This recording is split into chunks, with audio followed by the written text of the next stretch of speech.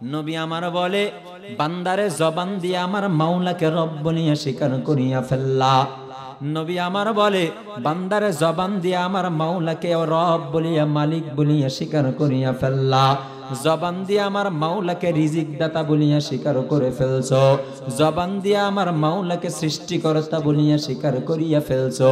ওয়া ইকরারুম বিল লিসানি ওয়া তাসদীকুম বিল জিনান, জবান দ্বারা স্বীকার করছো আমার রিজিক দাতা রব আল্লাহ, জবান দ্বারা স্বীকার করছো আমার খাওয়ানের মালিক আল্লাহ, জবান দ্বারা স্বীকার করছো আমার হায়াতের মালিক আল্লাহ, জবান দ্বারা স্বীকার করছো আমার সুস্থতার মালিক আল্লাহ, জবান দ্বারা স্বীকার করছো আমার অসুস্থতার মালিক আল্লাহ। আরেক সিলেটের মানুষ, মাগুরার মানুষেরা শুনবা, জবান দ্বারা স্বীকার করার পর নবী আমার বলে, একটু অন্তর দ্বারা যদি তুই মালিককে রব বলিয়া স্বীকার করতে না পারো, বান্দারে তোর ঈমানটা কামিল ঈমান হতে পারে না। এই ঈমান নিয়ে কোনোদিনও মালিকের কবরে রেহাই পাওয়া যাবে না। এরে মাগুরার মানুষেরা একটু ভালো করে শুনবা, ও পর্দার আড়ালের মা, আজকে রব কারে বানাইছো? ও হাজী সাহেব, আজকে রব তুমি কারে বানাইয়া ফেললা।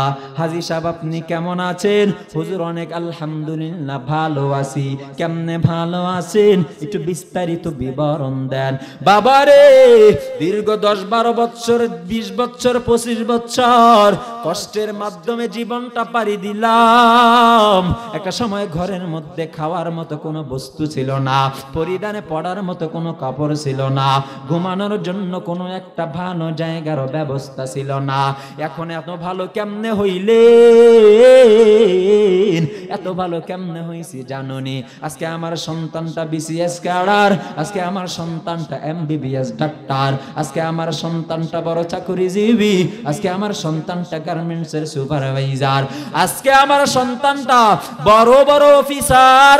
সন্তান চাকরি করিয়া করিয়া আমাকে টাকা পয়সা পাঠাইয়া দেয়, ওই টাকা দিয়া দিয়া আজকে আমি বাড়ির মালিক হইয়া গেলাম। সন্তানের চাকরির কারণে আজকে আমি গাড়ির মালিক হইয়া গেলাম। সন্তানের চাকরির কারণে আজকে আমি এসি এয়ার কন্ডিশনের মালিক হইয়া গেলাম। সন্তানের চাকরির কারণে আজকে আমার এত সুন্দর থাকার জায়গার ব্যবস্থা হয়ে গেল। বোঝা গেল তোমার ইমানের মধ্যে ফরমালিন আছে, ঠিক কিনা?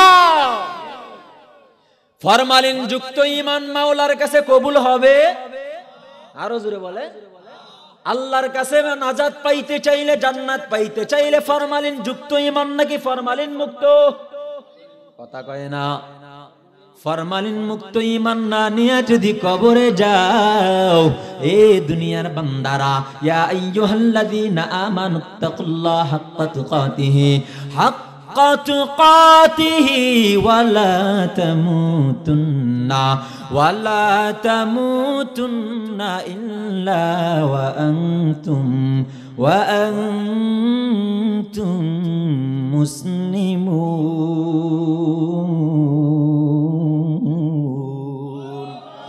মুসলমানে বুয়াদ গর্দন নিহাদান নানে খুদ বদস্তে খাজাদাদান। আল ইসলাম মুসলমান সুদান গর্দন নিহাদান বাতাআত। কিতাবখানা মাদ্রাসায়, কওমি মাদ্রাসায় পড়ানো হয়। মিজান নামক জামাতের মধ্যে একটা কিতাব পড়ানো হয়, মিজানুস সরফের মধ্যে মুনসাহিব কিতাবের মধ্যে ইসলামের ব্যাখ্যা করতে গিয়ে মুসান্নিফ আলাইহির রাহমা বলে, ইসলাম কারে কয় জানো? একটা ঘোড়ার মালিক যখন তার লাগামটাকে ডান দিকে চলে, ঘোড়াও ডান দিকে চলিয়া যায়। যখন বাম দিকে চলে, ঘোড়াটাও বাম দিকে চলিয়া যায়। ঘোড়ার মালিক যখন দুইটা লাগাম একসাথে টানিয়া ধরে, ঘোড়াটাও দাঁড়াইয়া যায়। এরে বান্দারা শোনো, রব্বে কারীম বলে ইসলাম একটা লাগাম, এই লাগামের নিচে যদি তোর গর্দানটাকে ঝুলাইয়া দাও, ও মাগুরার মা বোনেরা শুনিয়া নাও, এরে যুবকেরা শুনিয়া নাও, এরে মুরব্বী বাবারা শুনিয়া নাও, গর্দানটাকে ইসলামের নিচে ঝুলাইয়া দাও। ইসলাম যদি বলে ডানে যা, তোমার ডানে যাওয়া লাগবে। ইসলাম যদি বলে বামে যা, তোমার বামে যাওয়া লাগবে। ইসলাম যদি বলে দাঁড়াও, তোমার আর সামনে একটা কদম বাড়ানো যাবে না। ইসলাম বলে সুদের খাতায় নাম লেখানো যাবে না, কিন্তু বান্দা সুদের খাতায় নামটা লেখাইয়া তুমি জাহান্নামের আসামি হইয়া গেলা। ইসলাম বলে ঘুষের খাতায় নাম লেখানো যাবে না, বান্দা তুমি ঘুষের খাতায় নামটা লেখাইয়া সমাজের বড় সুদখোর ঘুষখোর বাটপার হয়ে গেলা। এরে গোলামেরা শোনো, জবান দ্বারা রব স্বীকার করছো, নবী বলে এবার তোর কলব দ্বারা রবটাকে রব বলিয়া স্বীকার করিয়া নাও। হাজী সাহেব, চাকরিকে তুমি খাওয়ানোর মালিক বানাইছো। ও মুফতি সাহেব, ও ইমাম সাহেব, ও মুয়াজ্জিন সাহেব, আজকে তুমি তোমার চাকরিকে খাওয়ানোর রিজিক দাতা মালিক বানাইয়া নিলা। আজকে তুমি পীর সাহেবকে সন্তান দেওয়ার মালিক বানাইয়া নিলা। আছে না নাই? জোরে বলেন আছে না নাই? আপনাগো মাগুরায় না, আমগো উত্তরবঙ্গে আছে। এই জন্য বলতেছি আপনাদের এখানে নাই, তবে আপনাদেরকে গালি দিতেছি না। যাদের মধ্যে যেই রোগ আছে তারা সেই রোগ অনুযায়ী মলম নিয়ে বাড়িতে যাইবা। ভালো করিয়া শোনো, অপরদার আড়ালের মা বোনেরা একটু ভালো করিয়া শুনিয়া নাও। এরে যুবকেরা, মুরব্বীরা ভালো করিয়া শুনিয়া নাও। আল্লাহ বলে আমাকে রব বলিয়া স্বীকার কর। খাওয়ানোর বেলায় রব আমি, বাঁচানোর বেলায় রব আমি, না খাওয়ানোর বেলায় রব আমি, হায়াত দেওয়ার বেলায় রব আমি আল্লাহ, মৃত্যু দেওয়ার বেলায় রব আমি আল্লাহ, সব কিছুর বেলায় রব আমি আল্লাহ, সন্তান দেওয়ার বেলায় রব হলো পিসা। যারা চুপ থাকছে এরা ওই গ্রুপের লোক, ঠিক কিনা? হ্যাঁ, এটাও বলে ঠিক। দেখছেন, সন্তান দেওয়ার বেলায় রবকে, বান্দারে খাওয়ানোর বেলায় রব আল্লাহ, না খাওয়ানোর বেলায় রব আল্লাহ, হায়াতের বেলায় রব আল্লাহ, ইজ্জত দেওয়ার বেলায় রব আল্লাহ, ধনী থাকা অবস্থায় রব আমার আল্লাহ, গরিব থাকা অবস্থায় রব আমার আল্লাহ। সন্তান দেওয়ার মালিক রব হবে একজন, চিল্লায়া বলেন তিনি কে? বান্দারে আমি আল্লাহ যাকে ইচ্ছা করি তাকে একটা ছেলে সন্তান দান করি, আমি আল্লাহ যাকে ইচ্ছা করি তাকে একটা মেয়ে সন্তান দান করি, আমি আল্লাহ যাকে ইচ্ছা করি দুইটা ছেলেও দান করি, একটা মেয়েও দান করি। আবার যাকে ইচ্ছা করি কোরআন খুলিয়া দেখো, আকিমা আমি আল্লাহ বন্ধা বানায় রেখে দে। বন্ধা মহিলা সমাজে আছে না নাই? তাহলে বন্দা মহিলা বানানোর মালিক কে? বন্দা হয়ে গেছো, আল্লাহ বলে আমি তোরে বন্দা বানাইছি, কিন্তু বান্দারে তুই বন্দা হয়ে যাওয়ার পরে আমি মালিকের উপরে বিশ্বাস রাখলি না, না রাখিয়া মাগুরার মানুষেরা মহিলারা পীর সাহেবের দরবারে শুনিয়া গেলা। আমি মাওলার উপরে বিশ্বাস না রাখিয়া পীরের মাজারের মধ্যে গিয়া গিয়া সন্তান চাইয়া নিলা। আমি মালিকের উপরে বিশ্বাস না রাখিয়া পীরের কাছে একটা রাত সোহবতের মধ্যে কাটাইয়া দিয়া সন্তান নিয়া পেট বানায়া নিয়া আসলা। এরে গোলামেরা শোনো, আল্লাহ বলে বান্দা ও মাগুরার মানুষ, তুই যেইভাবে চলতে চাও আমি আল্লাহ তোরে সেইভাবে চলার তৌফিক দান করি। বান্দা যদি চুরি করে খাইতে চায় আল্লাহ চুরি করার শক্তি দান করে, বান্দা যদি ডাকাতি করে চলতে চায় আল্লাহ ডাকাতি করার মতো তৌফিক দান করে, বান্দা যদি আকাম কুকাম করিয়া চলতে চায় তাকে আকাম কুকামের পথ আল্লাহ তাআলা খুলিয়া দেয়। বান্দা যখন সন্তান চাওয়ার জন্য পীরের কাছে গেছো, আল্লাহ বলে আমার ফয়সালা ছিল তোকে সন্তান দিব না, কিন্তু তুই পীরের কাছে গেছো। আমি মাওলার উপরে বিশ্বাসটা হারাইয়া যখন মাখলুকের উপরে রব বলিয়া স্বীকার করলি, যখন পিসাবকে তোর সন্তান দেওয়ার মালিক বানাইয়া নিলি, এরে মহিলা শোন, আমি আল্লাহ সন্তান আটকায়া দিলাম, তোর পিসাবের কাছে যাওয়ার কারণে সন্তান আমি আল্লাহ দিয়া দিলাম। কারণটা কি? পীরের কাছে যাওয়ার আগে তোর বিশ্বাস যদি ছিল 50%, এখন সন্তান আসার কারণে তোর বিশ্বাস আর আসবে কত পার্সেন্ট? 100% বিশ্বাস চলে আসবে। এখন তোর বিশ্বাসটা যখন আরো গাঢ় হবে, দিন দিন তুই পীরের কাছে যাইতেই থাকবি, আরো তুই মুশরিক হতেই থাকবি, দিন দিন তুই শিরিক করতেই থাকবি। শিরিক করতে করতে করতে করতে তুই শুরুতে আমি মালিকের উপর থেকে বিশ্বাস হারাইয়া পীরের কাছে যাওয়ার কারণে আমি আল্লাহ সন্তান আটকায়া দিলাম। তোর বিশ্বাসটা যেন আরো গাঢ় হইয়া যায়, তোর বিশ্বাসটা যেন আরো মজবুত হইয়া যায়, তোর একিনটা যেন আরো দৃঢ় হইয়া যায়, যার কারণে শিরিক করতে করতে জাহান্নামের অতল দেশে চলিয়া যায়। পীরের দরবারে যাওয়া যাবে? সন্তান যাবো কার কাছে? আরো জোরে বলেন কার কাছে? মাজারে যাইয়া যাইয়া কালো জিরা নিয়া, তেল নিয়া নিয়া, চাউল নিয়া নিয়া মাজারের কাছে রাখে। দোস্তরে তুমি এখানে চাউল রাখলা কেন? বলে পিশাব পড়ে দিবে। এমন লোক আছে না নাই? সব মুশরিক, সব শিরক, সব আমল বরবাদ। আল্লাহ বলে সব গুনাহ আমি আল্লাহ মাফ করব। বান্দা শোনো, দুনা শিরক, আমি আল্লাহ তোর শিরকের গুনাহ কোনো কোশ্চিন কালেও মাফ করব। সাবধান এই মাগুরার মানুষ, পীরের কাছে সন্তান চাওয়া যাবে? চাকরিকে খাওয়ার মালিক বানানো যাবে? মালিককে আল্লাহ বলে ইন্নাল্লাযীনা ক্বালু, আমি মালিককে রব বলিয়া স্বীকার কর। আমাদের আপনাদের পার্শ্ববর্তী জেলা যশোর, যশোরের মধ্যে একটা থানা আছে চৌগাছা থানা নাম। ওই চৌগাছা থানার মধ্যে একটা মাদ্রাসা আছে, আড়ারদা মাদ্রাসা বলিয়া পরিচিত। ওই মাদ্রাসা আজকে 35-40 বছর হইয়া গেল, হাজার হাজার ছাত্র দিয়া ভরা। আমি জাকারিয়া মাহমুদিও সেই মাদ্রাসার ছাত্র। আমার শাইখুল মাশায়েখ, আমার শায়েখ মুফতি আব্দুর রাজ্জাক হাফিজাহুল্লাহু তাআলা, আমার শায়েখ ওলিয়ে কুল, সারা বাংলাদেশের মুরব্বী, হাজার হাজার আলেমের উস্তাদ, হাজার হাজার মুফতিদের মুফতি, হাজার হাজার মুহাদ্দিসদের মুহাদ্দিস, হাজার হাজার শাইখুল হাদিসদের শাইখুল হাদিস আল্লামা মুফতি আব্দুর রাজ্জাক দামাত বারাকাতুহুমুল আলিয়া, আমার শাইখ, তিনি আমার মাওলাকে রব বলিয়া স্বীকার করার একটা সহজ ব্যাখ্যা দিয়া দিল। বান্দারে সহজ ব্যাখ্যাটা কি শুনিয়া নাও।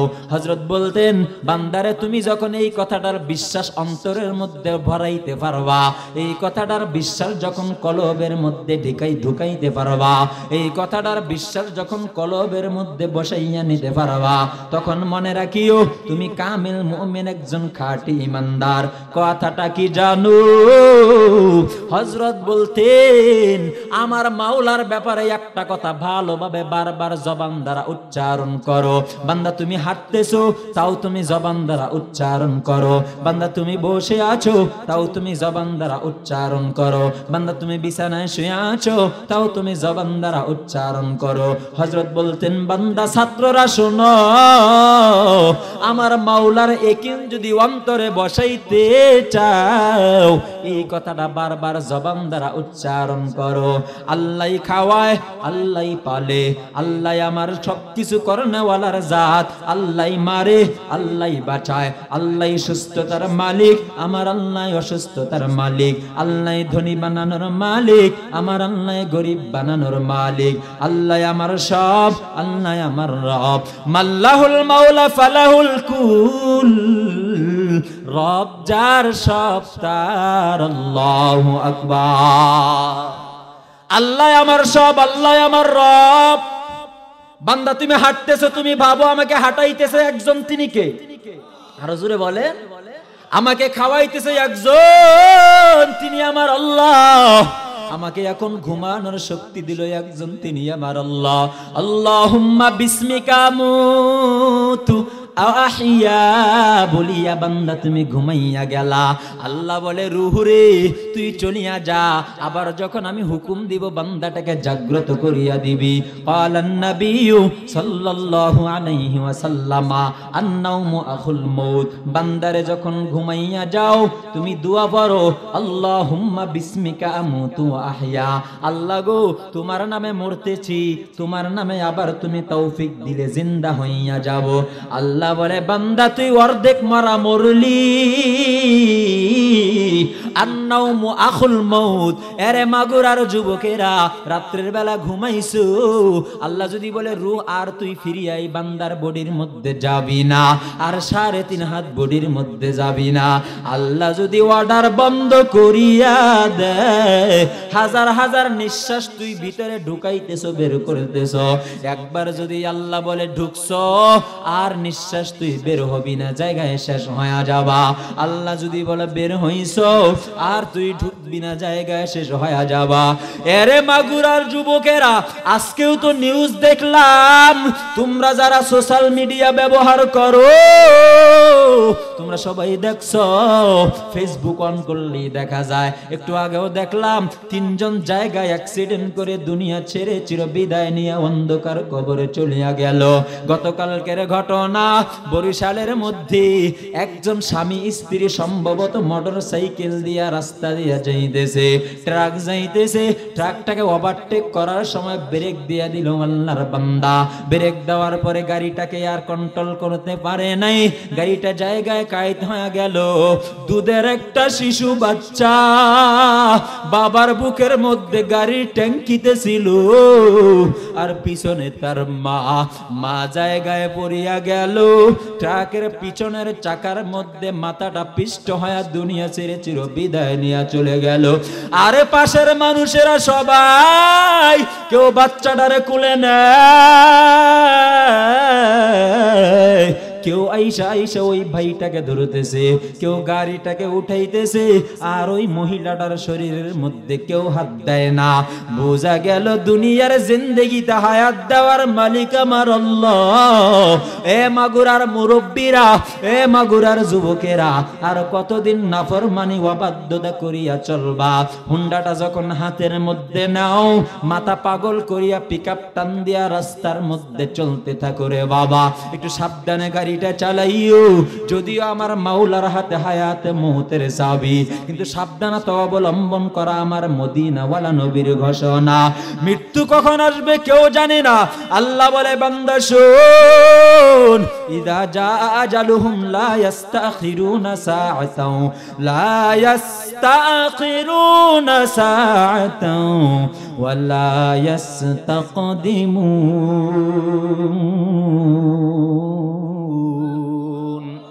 কুল্লু নামুতু কাসিন কুল্লু নাসিন শারিবু কবরু বাইতিন কুল্লু নাসিন দাখিলু। মরা লাগবে কিনা? আল্লাহ যদি বলে ঘুমাইছো, ঘুম হলো মৃত্যুর ভাই, আন্নাউমু আখুল মউত, ঘুমাইয়া গেছো আর আমি আল্লাহ রূহটারে ফিরাইয়া দিব না। আর ঘুম থেকে উঠতে পারবা? উঠতে?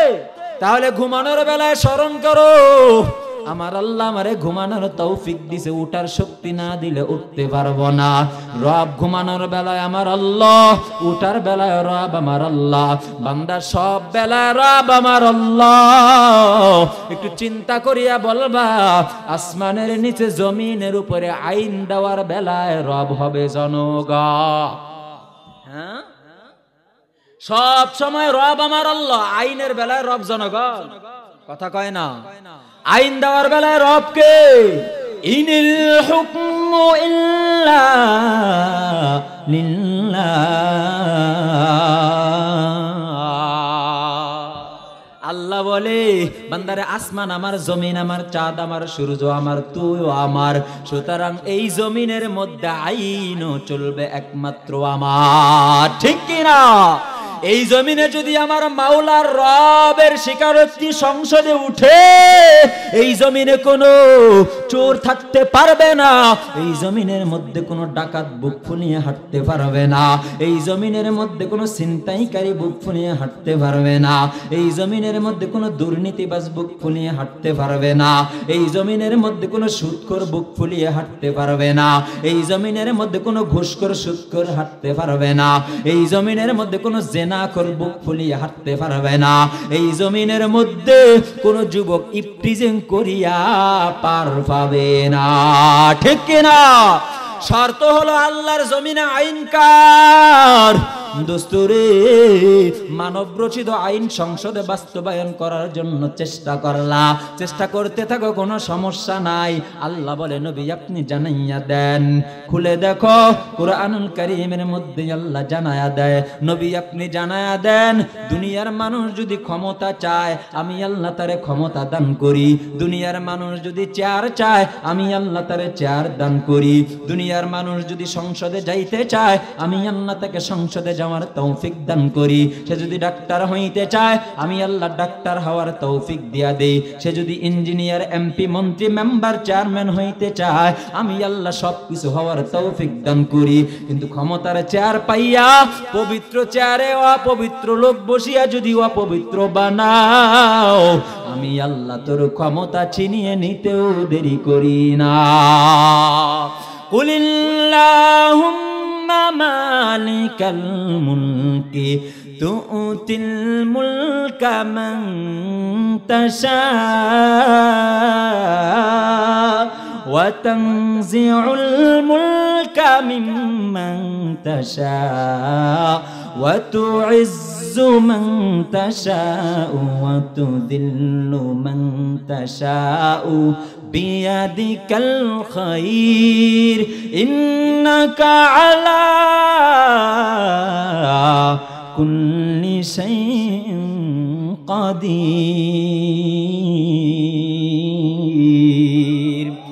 কাদের কুদরত দারি বর কামাল আনতা রব্বি আনতা হাসবি যুল জালাল। সূরা আলে ইমরান 3 নম্বর পারা 12 নম্বর পৃষ্ঠা 6 নম্বর লাইনের 26 নম্বর আয়াত খুলো।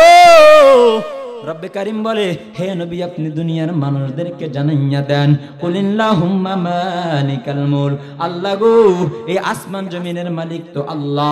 নবী আপনি দুনিয়ার মানুষদেরকে জানাইয়া দেন যে আসমান জমিনের মালিক একমাত্র আল্লাহ।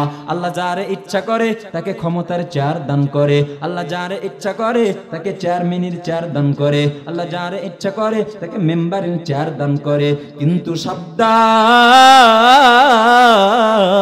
ওয়া তানজিউল মুলকা মিম্মান তাশা, আবার যখন ক্ষমতার চেয়ার পাইয়া অপব্যবহার করছো, গরিবকে ধোঁকা দিছো, জনগণের ভোট পাইয়া যখন চুরি করা শুরু করিয়া দিলা, সরকার মহোদয় জনগণের কাছে তেল পাঠাইয়া দিল, তুমি খাটের নিচে ঢুকাইয়া ফেললা। সরকার চাউল ডাউল পাঠাইয়া দিল, চাল ডাল খুঁজে পাওয়া যায় নেতার খাটের নিচে। কথা বলেন ঠিক কিনা? খাটের নিচে পাওয়া গেছে, শোনো অপব্যবহার করছো। আল্লাহ বলে ওয়া তানজিউল মুলকা মিম্মান তাশা, আমি আল্লাহ ইচ্ছা করি ক্ষমতা দেই, আবার যখন অপব্যবহার করো আমি আল্লাহ তোর ক্ষমতা ছিনিয়ে নিতে দেরি করি না। ঠিক কিনা? আল্লাহ বলে আমি আল্লাহ ধরি না, ধরলে ছাড়ি না, আমি আল্লাহ ছাড় দেই কিন্তু ছেড়ে দেই না। ঠিক নেই? 12টা বছর 13টা বছর কোরআনের পাখিকে কারাগারে রাখছো, কত অফার নাই তোমরা দিলা। আল্লামা দেলাওয়ার হোসেন সাইদিকে বলেছিলা এত এত টাকা দিব, তুমি যদি আমার দলের মধ্যে চলে আসো এত বড় বাড়ির মালিক বানাইয়া দিব, আপনাকে এত এত গাড়ির মালিক বানাইয়া দিব।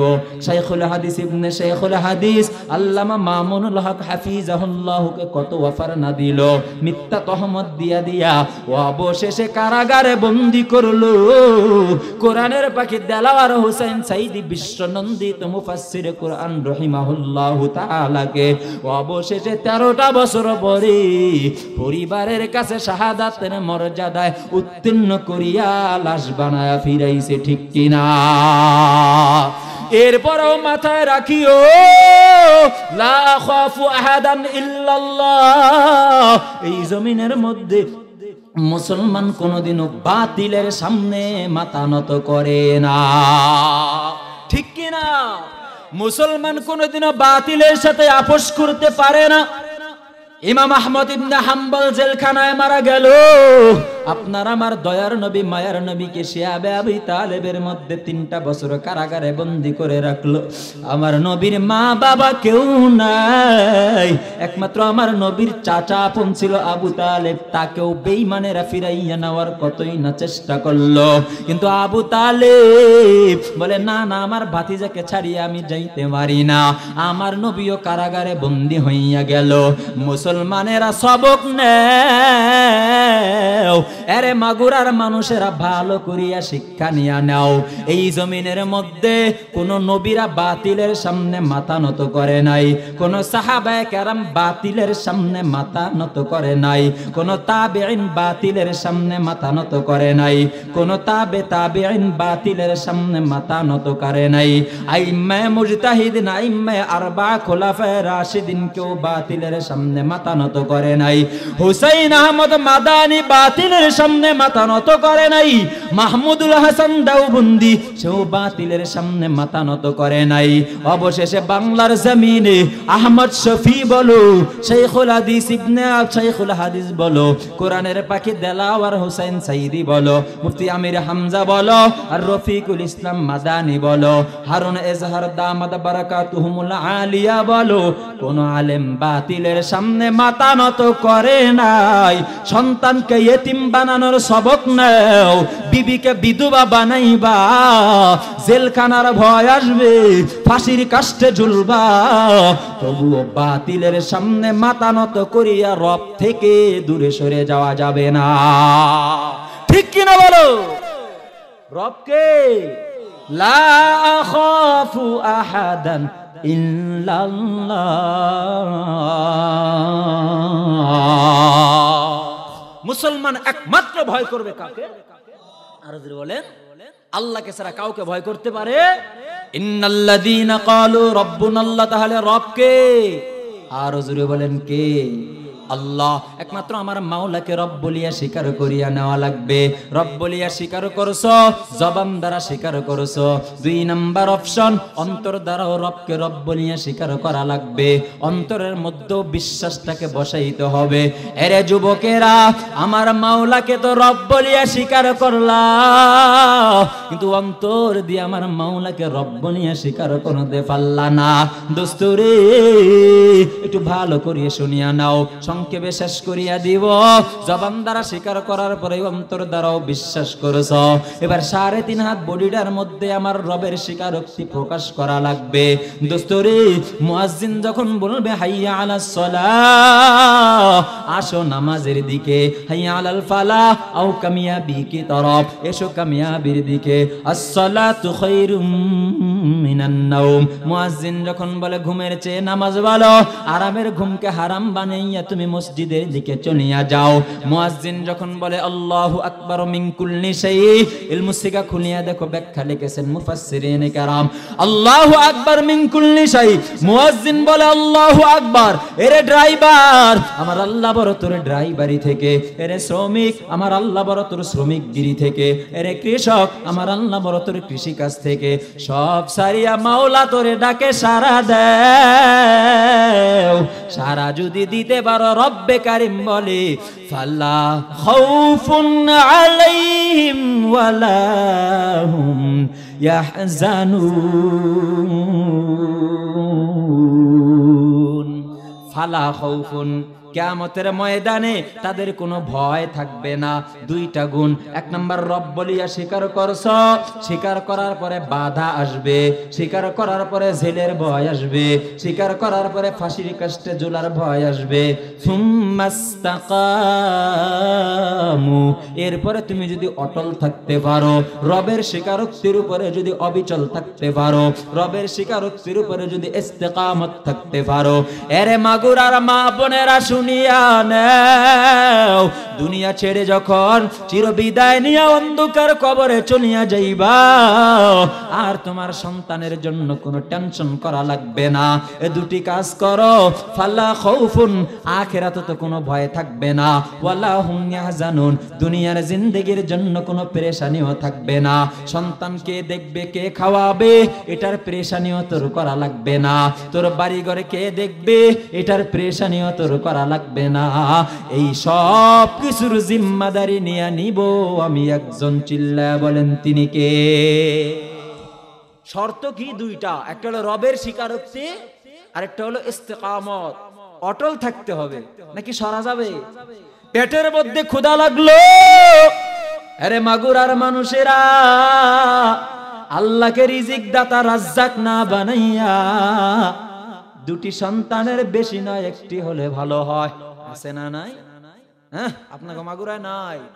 আমগো দেশে আছে, দুটি সন্তানের বেশি নয় একটি হলে ভালো হয়। কেন? বলে মানুষ বেশি হয়ে গেলে খাওয়া হবে কে? দেশের মধ্যে তো ফসলের উৎপন্নতা কমিয়া যাইতেছে, এত টাকা দামের সার কৃষক দেয়, কৃষক সার কেনার জন্য গিয়া কৃষকের দোকানে সার খুঁজিয়া পায় না, টাকা দিয়াও সিরিয়াল দিয়া সার আনা লাগে, আইডি কার্ড নিয়া। ঠিক, এত কিছু দেওয়ার পরেও ফসল নাই। কেন জানেন? যাহারাল ফাসাদু ফিল বাররি ওয়াল বাহরি বিমা কাসাবাত আইদিন নাস। আল্লাহ বলে বান্দা জমিনের ফসল আমি আল্লাহ বন্ধ করিয়া দিলাম তোর হাতের কামাই, বান্দারে ধান আবাদ কমাইয়া দিলাম তোর হাতের কামাই, বান্দারে তুই চাষ করতেছ ক্ষেতের চাষাবাদ কমাইয়া দিলাম তোর হাতের কামাই, ড্রাইভারি করতেছ তোর ড্রাইভারের বেতন কমাইয়া দিলাম তোর হাতের কামাই। এখন টেনশনে পড়ে গেছো, যদি 5টা সন্তান জন্ম দিই খাওয়াবে কে? ঠিক কিনা? দুইটি সন্তানের বেশি নয় একটি হলে ভালো হয়। কারণটা কি? বলে ফসলের যে অবস্থা, আমার সন্তানগুলো খাবে কোন থেকে? আল্লাহ বলে বান্দা শুন, লা তাকতুলু আওলাদাকুম খাশিয়াতা ইমলাক। বান্দারে রিজিকের বয়ে সন্তান হত্যা করিও না। এরে গোলামেরা, খাওয়ানোর মালিক তো আমি আল্লাহ, রব বলিয়া তো আমারে স্বীকার করছো। হুয়ার রাজ্জাকুল আলিম, আমি তো রিজিক দাতা। সুতরাং তোর একটা না 10টা সন্তান হইলেও রিজিক দিবে একজন। চিল্লায় বলেন মাগুরার মানুষ তিনি কে? লা তাকতুলু আওলাদাকুম, সন্তান হত্যা করিস না। আল্লাহ বলে লা তাকতুলু, জামা মুযাক্কার হাজির, আওলাদাকুম, তোমাদের সন্তানদেরকে খাশিয়াতা ইমলাক, রিজিকের ভয়ে, খাবারের ভয়ে, আধারের ভয়ে সন্তান হত্যা করিও না। খাওয়ানোর মালিক কে? তাহলে হত্যা করে কেন? এবার সন্তান হয়ে গেল, পেটের মধ্যে যখন ক্ষুধা লাগিয়া যায়, বিবির মুখে হাসি ফোটাবার জন্য, সন্তানের মুখে হাসি ফোটাবার জন্য গ্রামীণ ব্যাংকে সুদি কারবারের মধ্যে জড়িত হইয়া যায়। ঠিক, আমগো সমাজে সুদখোর আছে না নাই? কথা কয় না। সুদ এমন একটা অপরাধ জানোনি বান্দারা, সুশীল সমাজে সুদ চলে, শিক্ষিত সমাজে সুদ চলে। চুরি এমন একটা অপরাধ, কোন শিক্ষিত ব্যক্তি যদি চুরি করার জন্য চলিয়া যায় সে বেইজ্জতি হয়ে যাবে, কোন শিক্ষিত ব্যক্তি যদি ডাকাতি করার জন্য চলিয়া যায় সে বেইজ্জতি হয়ে যাবে। কিন্তু সুদ এমন একটা ডাকাতি, চেয়ারে বসিয়া বসিয়া সম্মানের সাথে রাহাজানি চিন্তাই করে। কথা বলেন ঠিক কিনা? ঠিক, সুদ এমন একটা অপরাধ, বড়টা বড় হয়, গরিবটা আরো গরিব হয়। কি কথা ঠিক? আজকে তোমার একটা ঘর ভাঙ্গিয়া গেল, তুফানে আসিয়া তোমার ঘরটাকে নষ্ট করিয়া দিল। বড় লোকের কাছে গেছ, এ বড় লোক আমাকে 20,000 টাকা হাওলাত দিয়া দাও, আমাকে 20,000 টাকা ধার দিয়া দাও। দোস্তরে ও মাগুরার মানুষেরা শুনিয়া নাও। এবার বড় লোক জবাবে বলে 20,000 টাকা দিব, তবে একটা শর্ত আছে। 20,000 টাকা কবে দিবা? বলে 6 মাস 1 বছর পরে দিয়া দিব। 1 বছর পরে যদি দাও 20,000 টাকায় কত টাকা লাভ দিবা? কথা ঠিক। 20,000 টাকায় 2,000 টাকা লাভ, 1 বছর পরে কথার কথা মেনে নিলাম। একটা এক্সাম্পল দিতেছি, 20,000 টাকায় 2,000 টাকা লাভ। 1 বছর পরে কৃষকের গরুটা মরিয়া গেল, গরুটা বন্যায় ধ্বংস করিয়া দিল, অসুস্থ হয়ে মরিয়া গেল। চাষের গরুটা কেনার জন্য 20,000 টাকা বড় লোকের কাছে নিছ, বড় লোক এবার 20,000 টাকা তোমাকে দিয়া দিল। আবার চাষের গরু কিনিয়া একটা বছরে 20,000 টাকা তুমি মাথার গাম পায়ে ফালাইয়া ইনকাম করিয়া ফেললা। 20,000 টাকা ইনকাম করার পরে এবার 1 বছর পরে 20,000 টাকা বড় লোকের কাছে নিয়ে দিলা। বাকি আছে সুদের আরো 2,000। ওই 2,000 দেওয়ার জন্য বাড়ির টিনের চাল খুলে বিক্রি করে দেওয়া লাগে। ঠিক কিনা? গরিবদেরকে মারিস না রে বড় লোক, কপাল পুড়ে যাবে। আজকে সুদের টাকা খাইয়া পেটটারে বড় বানাইছো। এই জন্যই তো মদিনাওয়ালা নবী বলে কিয়ামতের ময়দানে গরিবেরা সুদি বড় লোকদের 500 বছর আগে জান্নাতে চলে যাবে। কারণ কি? বলে বড় লোকেরা টাকা পয়সার হিসাব দাও, হিসাব দিতে দিতে 500 বছর চলে যাবে, আর গরিব 500 বছর আগে জান্নাতে চলে যাবে। এরে ছোট ভাই রে, বড় ভাই তোরে টাকা পয়সা দিয়া দিয়া লেখাপড়া করাইয়া তোরে ইঞ্জিনিয়ার বানাইছে। এরে ছোট ভাই রে, বড় ভাই তোরে টাকা পয়সা দিয়া দিয়া মাওলানা মুফতি ডক্টর বানাইয়া দিছে। মাগুরার মানুষ না, এমন নিষ্ঠুর ছোট ভাই আছে, বড় ভাইয়ের টাকা পয়সা খাইয়া লইয়া মানুষ হইয়া মা বাবা লেখাপড়া করায় না, ভাই বোন ভাই কষ্ট করিয়া না খাইয়া লেখাপড়া করায়। কিন্তু ছোট ভাইটা যখন প্রতিষ্ঠিত হইয়া যায়, ছোট ভাইটা যখন বড় একজন চাকুরিজীবী হইয়া যায়, সমাজের বড় একজন নেতা যখন হইয়া যায়, এবার লক্ষ লক্ষ টাকা ইনকাম করে, লক্ষ লক্ষ টাকা বেতন পায়, ওই বেতনের টাকা দিয়া ছোট ভাইয়ের বড় বাড়িটা বিল্ডিং বানাইয়া ফেললো। ছোট ভাই এখন গাড়িতে ঘোরাফেরা করে, সন্তানগুলোকে 3 বেলা 4 বেলা আপেল কমলা আঙ্গুর খাওয়ায়, আর বড় ভাইয়ের বাড়িটা বড় ভাঙ্গা। ওই ভাঙ্গা বাড়িতে বৃষ্টির পানি গড়ায় গড়ায় ঘরে ঢুকে, আর বড় ভাইয়ের ছেলেগুলোর শরীরের মধ্যে ঠান্ডার দিন একটা কাপড়ও থাকে না। ছোট ভাইয়ের সন্তানগুলো আপেল কমলা আঙ্গুর খায়, বড় ভাইয়ের সন্তানগুলো তাকায় তাকায় দেখে ছোট ভাই দেয় না। এমন ছোট ভাই সমাজে আছে না নাই? এরে বড় লোক শুনো, আত্মীয় স্বজনের খবর নাও, নিজের ভাই বেরাদার মা বাবা আত্মীয় স্বজন বন্ধু বান্ধবদের খবর নাও।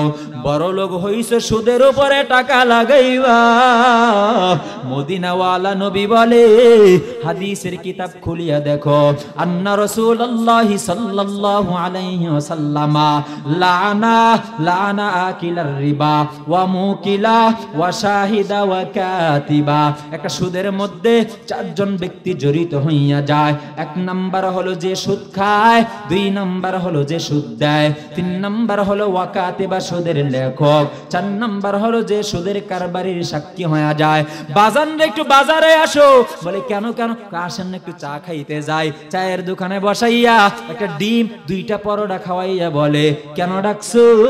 বলে এই যে অমুককে 2টা হাজার 10টা হাজার টাকা দিলাম, 1 বছরের সময়ের মেয়াদে 10,000 টাকা দিলাম, 5,000 টাকা 2,000 টাকা লভ্যাংশ সুদের বিনিময়ে তোরে সাক্ষী রাখলাম।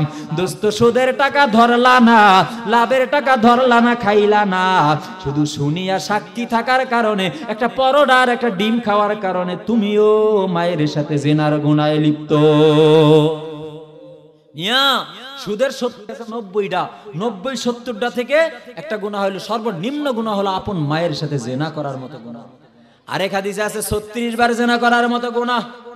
নবী আমার সুদখোরের উপরেও লানত করে, নবী আমার সুদদাতার উপরেও লানত করে, নবী আমার সুদের লেখকের উপরেও লানত করে, নবী আমার সুদের সাক্ষী উপরেও লানত করেছেন। বুঝছেন ভাই? তাহলে এবার বলেন সুদ খাওয়া যাবে? এ দোস্ত শোনো, একটু ভালো করিয়া বুঝো।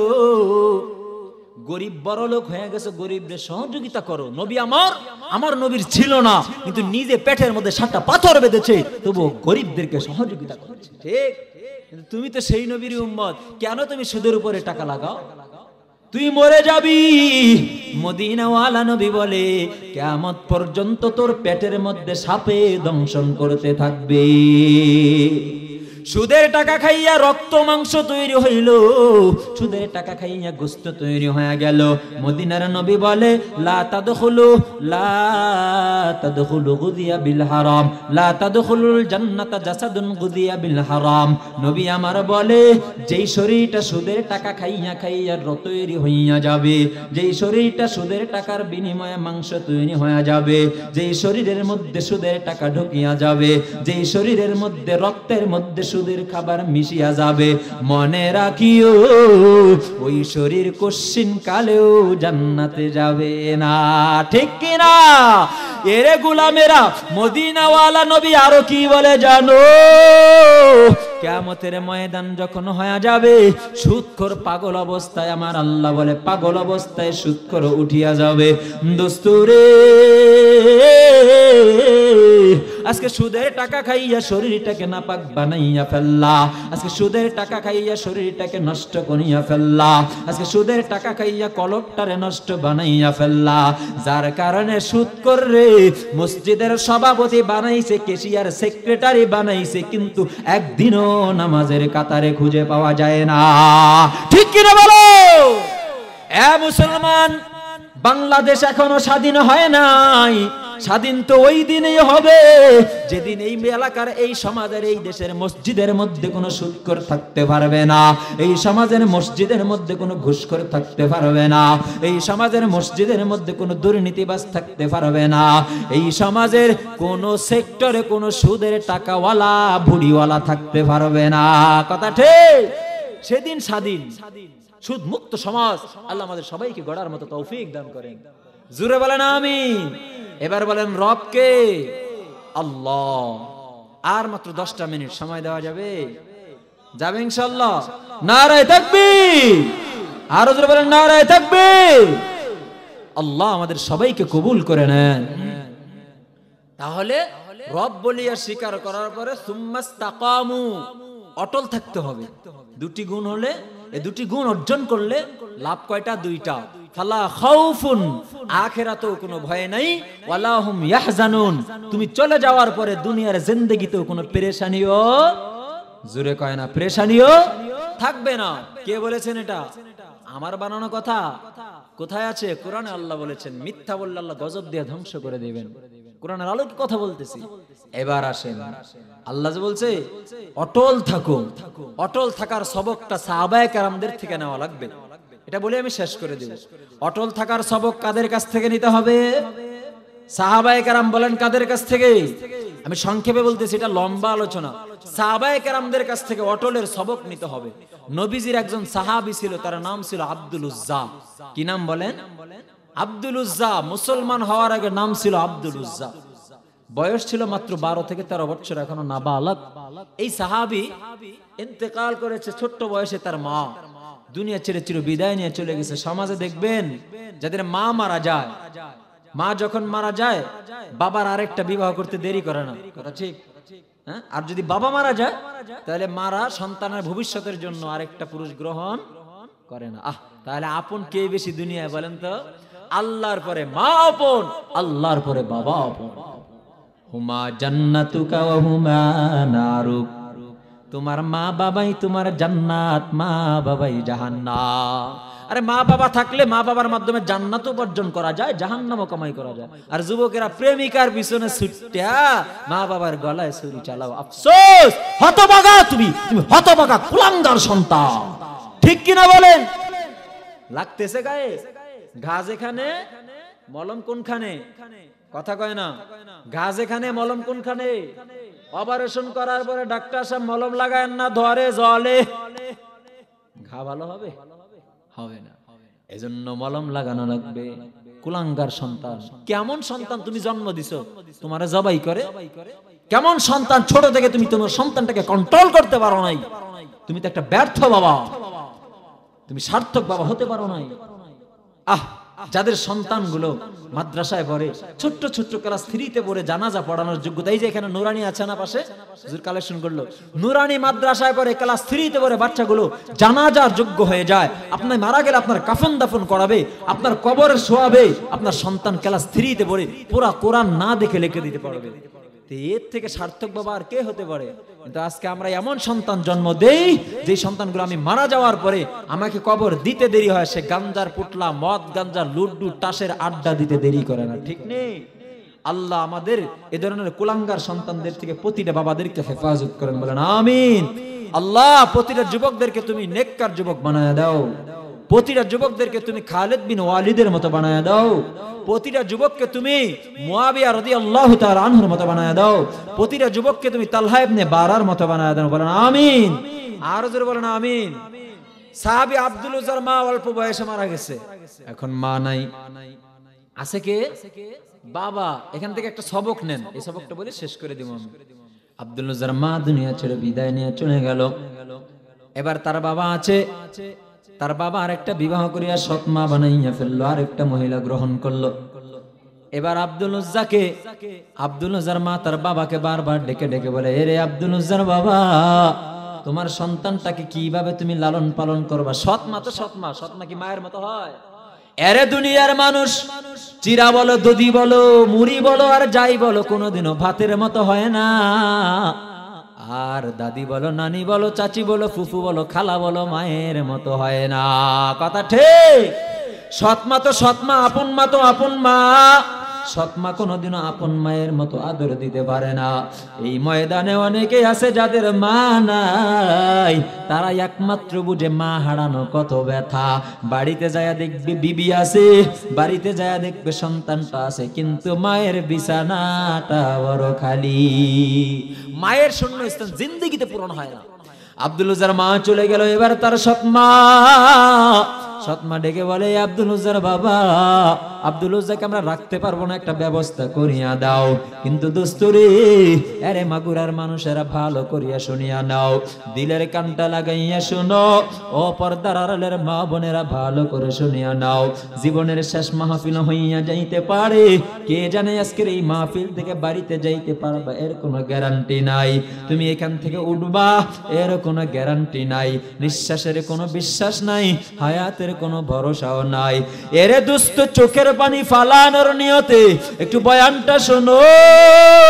মদিনাওয়ালা নবী বলেন, বান্দারে, ও মাগুরার মানুষেরা শুনিয়া নাও, তোমার মধ্যে যখন 4টি আলামত পাইবা, তখন মুরব্বী তুমি বুঝিও তুমি বড় হতভাগা। এরে মাগুরার যুবকেরা, তোমার মধ্যে যখন 4টি আলামত পাইবা, তুমি মনে করিয়ে তুমি বড় কপাল পোড়া হতভাগা। এরে মাগুরার মা বোনেরা, তোমার মধ্যে যখন 4টি আলামত পাইবা, মনে করিয়ে তুমি বড় হতভাগা। 1 নম্বরে, ক্বালান নবী সাল্লাল্লাহু আলাইহি ওয়াসাল্লাম, আরবাআতুম মিনাশ শিকা,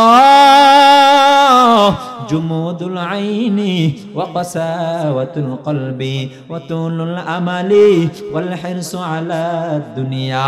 মদিনাওয়ালা নবী বলে, যুবক রে শোন, এই 4টি জিনিস তোমার মধ্যে আছে কিনা মিলাও, মিলাইয়া তারপরে বাড়িতে যাইও রে বাবা। জীবনে তো গুনাহ কম করো নাই, জীবনে তো নাফরমানি কম করো নাই।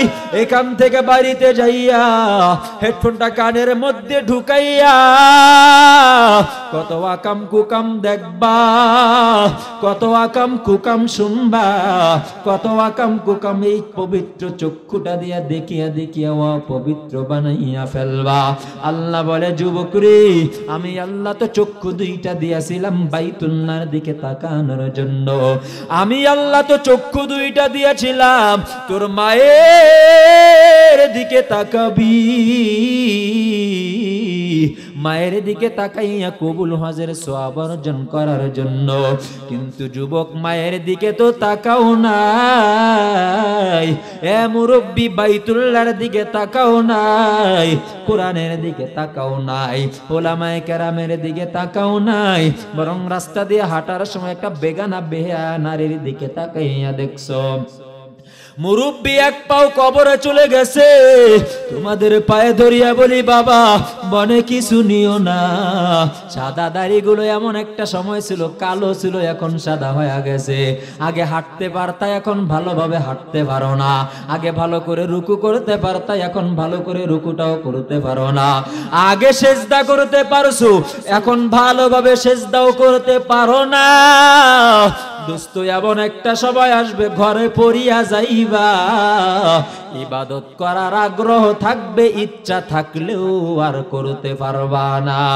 এজন্য মুরব্বীদেরকে বলি, এখনো সময় আছে, ফেরু টেলিভিশন দেখিয়া নিজের চক্ষুটারে নাপাক বানাইও না রে মুরব্বী।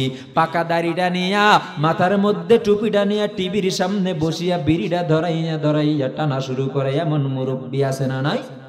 এরে যুবকেরা, ভুল করো মানা যায়, মুরব্বী ভুল করলে মানা যায় না।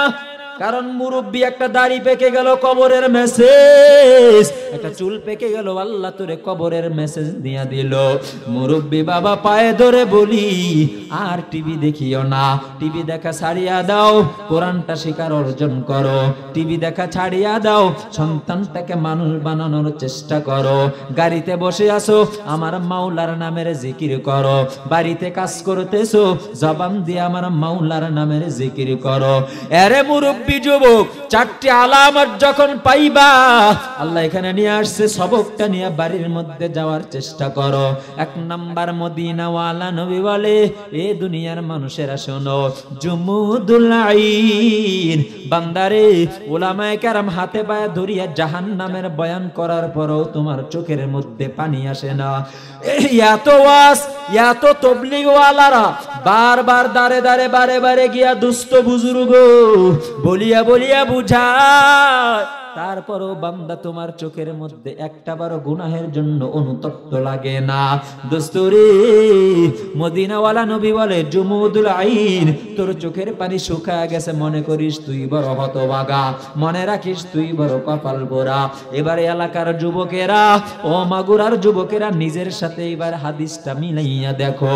আমার নবী যে বলল, চোখের পানি বন্ধ হইয়া গেলে আমার কপাল দুর্ভাগ্য, হতভাগা পোড়া। আমি তাহাজ্জুদেও তো চোখের পানি ঝরাইলাম না, আমি মসজিদে গিয়াও তো চোখের পানি ঝরাইলাম না, আমি মাহফিলে গিয়াও তো চোখের পানি ঝরাইতে পারলাম না। একদল মানুষ তো আছে, রাত যখন গভীর হয়ে যায়, তাতাজাফা জুনুদুহুম আনিল মাদাজি, এরা যখন রাত 3টা বাজিয়া যায়, এরা গভীর রাতে বিছানার মধ্যে আর শুইয়া থাকতে পারে না। বলে, তুমি কেন এত রাত্রে উঠছো? বলে, আমাকে আমার আশিক ডাকছে, আমাকে আমার মাশুক আল্লাহ ডাকছে। 70 বছর 80 বছর হয়ে গেছে, এখনো মুরব্বী দেখবেন ফজরের সময় ঠান্ডার মধ্যে ওযু বানায় মসজিদে যায়, আছে না নাই? কথা বলেন, আছে না নাই?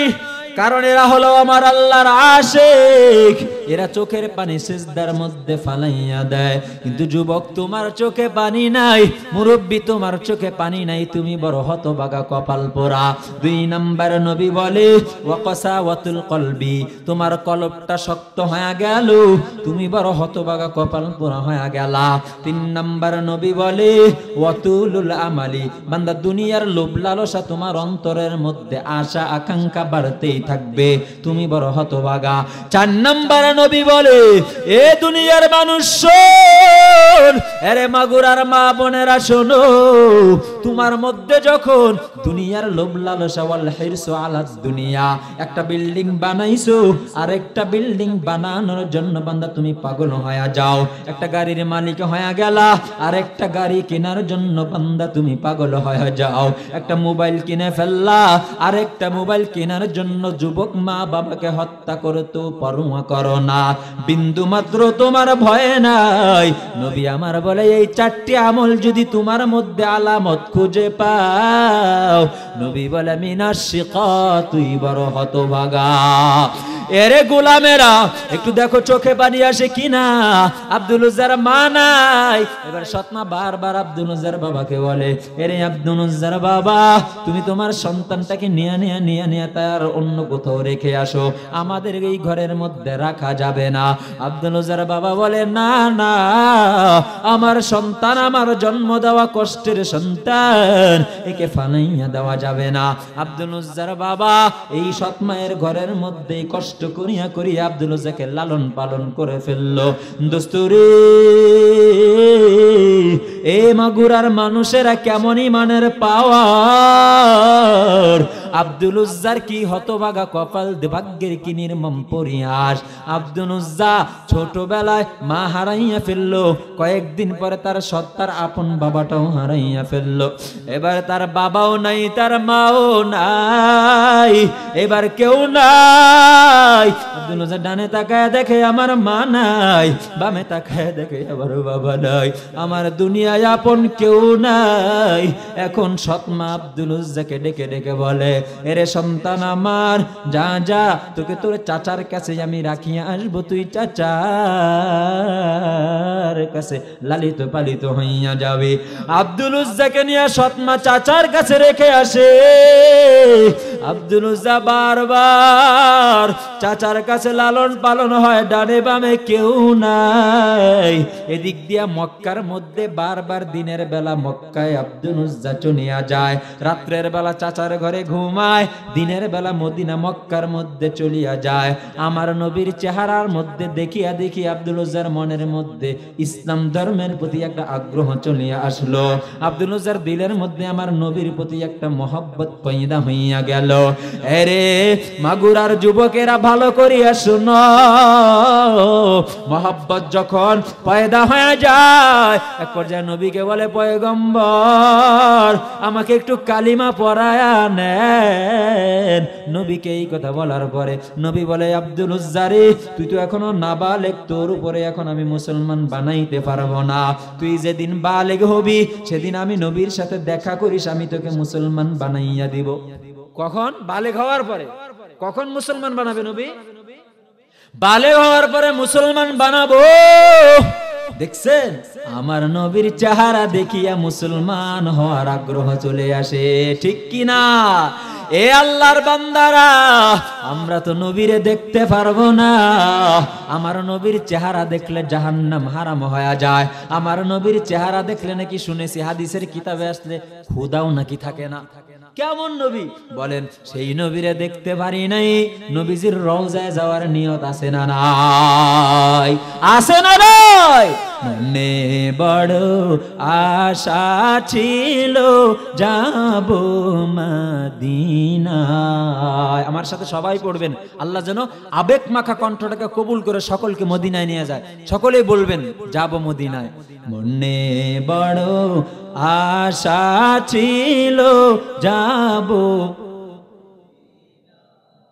মনে বড় আশা ছিল, সালাম আমি করব গিয়ে, সালাম আমি করব গিয়ে নবীর রওজা।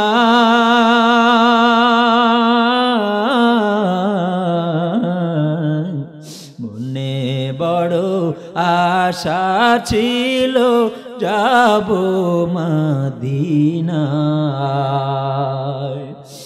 আরব সাগর পাড়ি দেব,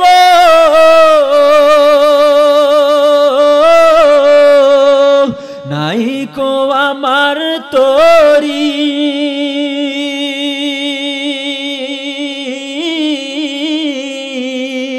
পাখি নয় যে উড়ে যাব, ডানাতে ভর করি।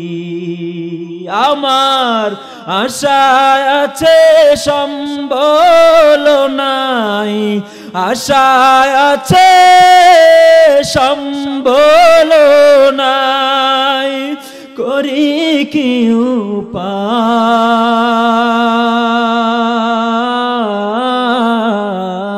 উপায়। মনে বড় আশা ছিল যাব মদিনায়। বলবো পুরাটা? বলবো? কাফেলাতে কে যাও তুমি, কে যাও বে তোরি আমায়, যাও নাও ভাই সঙ্গে নিয়ে, খানি কৃপা করি। কাফেলাতে কে যাও তুমি, কে যাও বে তোরি আমার, যাও নাও ভাই সঙ্গে নিয়ে, খানি কৃপা করি। সঙ্গে যদি না লাও মোরে, গিয়ে মদিনা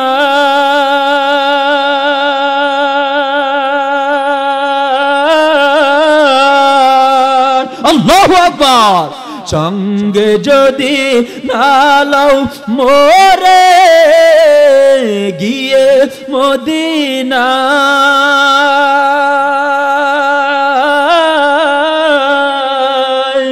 এই গরিবের সালাম দিও নবীর রওজায়। আমার নামে সালাম খানি, এ আদমের সালাম খানি পৌঁছে দিও মদিনা।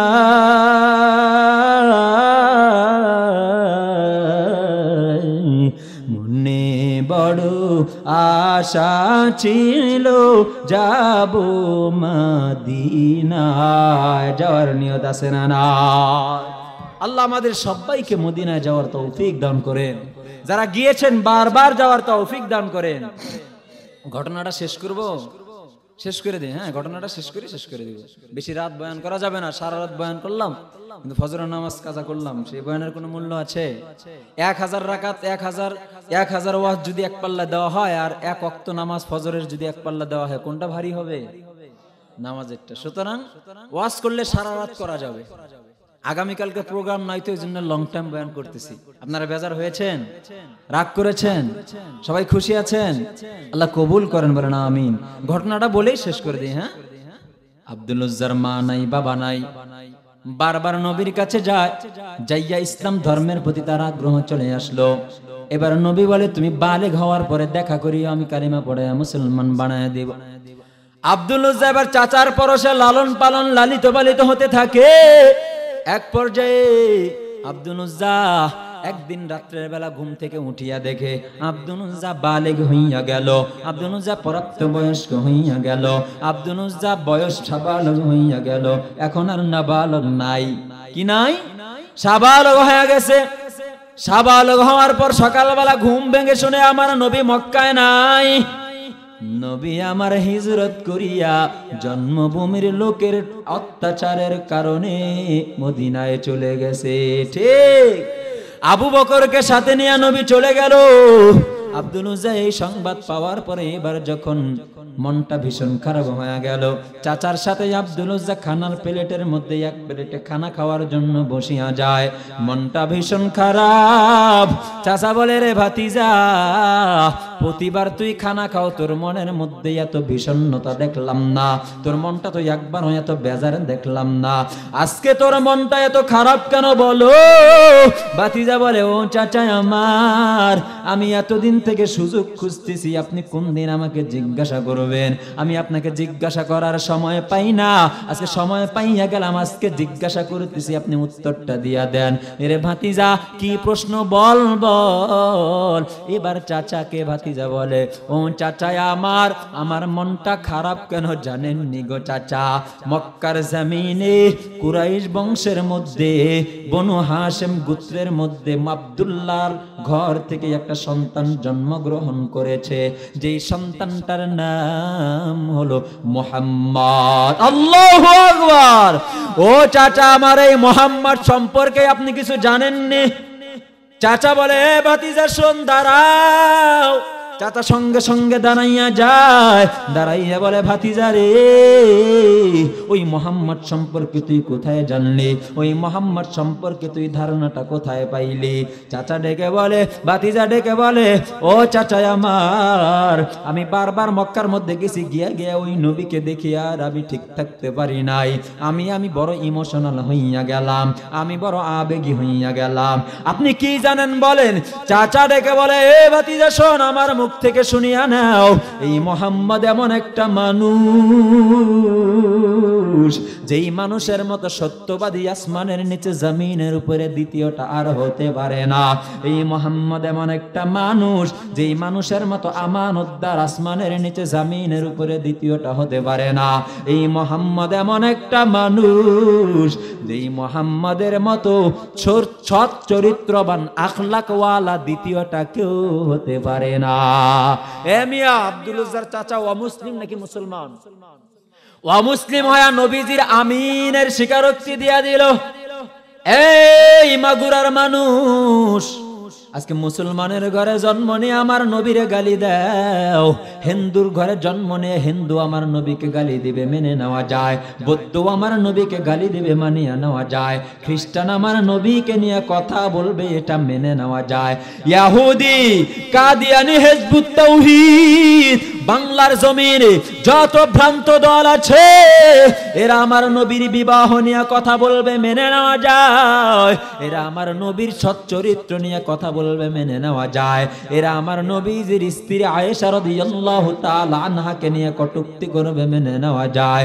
কিন্তু মুসলমানের ঘরে জন্ম নিয়া শাহবাগে বসিয়া আমার নবীর বিরুদ্ধে কথা বলো, এই নাস্তিক নাস্তিকেরা শুনিয়া নাও, এ বেঈমানেরা শুনিয়া নাও, আগামী দিনে যদি আমার নবীর বিরুদ্ধে কেউ কটূক্তি করু, এই নবীর উম্মত, আখেরি নবীর উম্মতের শরীরে যদি এক ফোঁটা রক্ত যতক্ষণ থাকবে, নবীর দুশমন বেঈমানের বিচার এই জমিনের মধ্যে করেই ছাড়বে।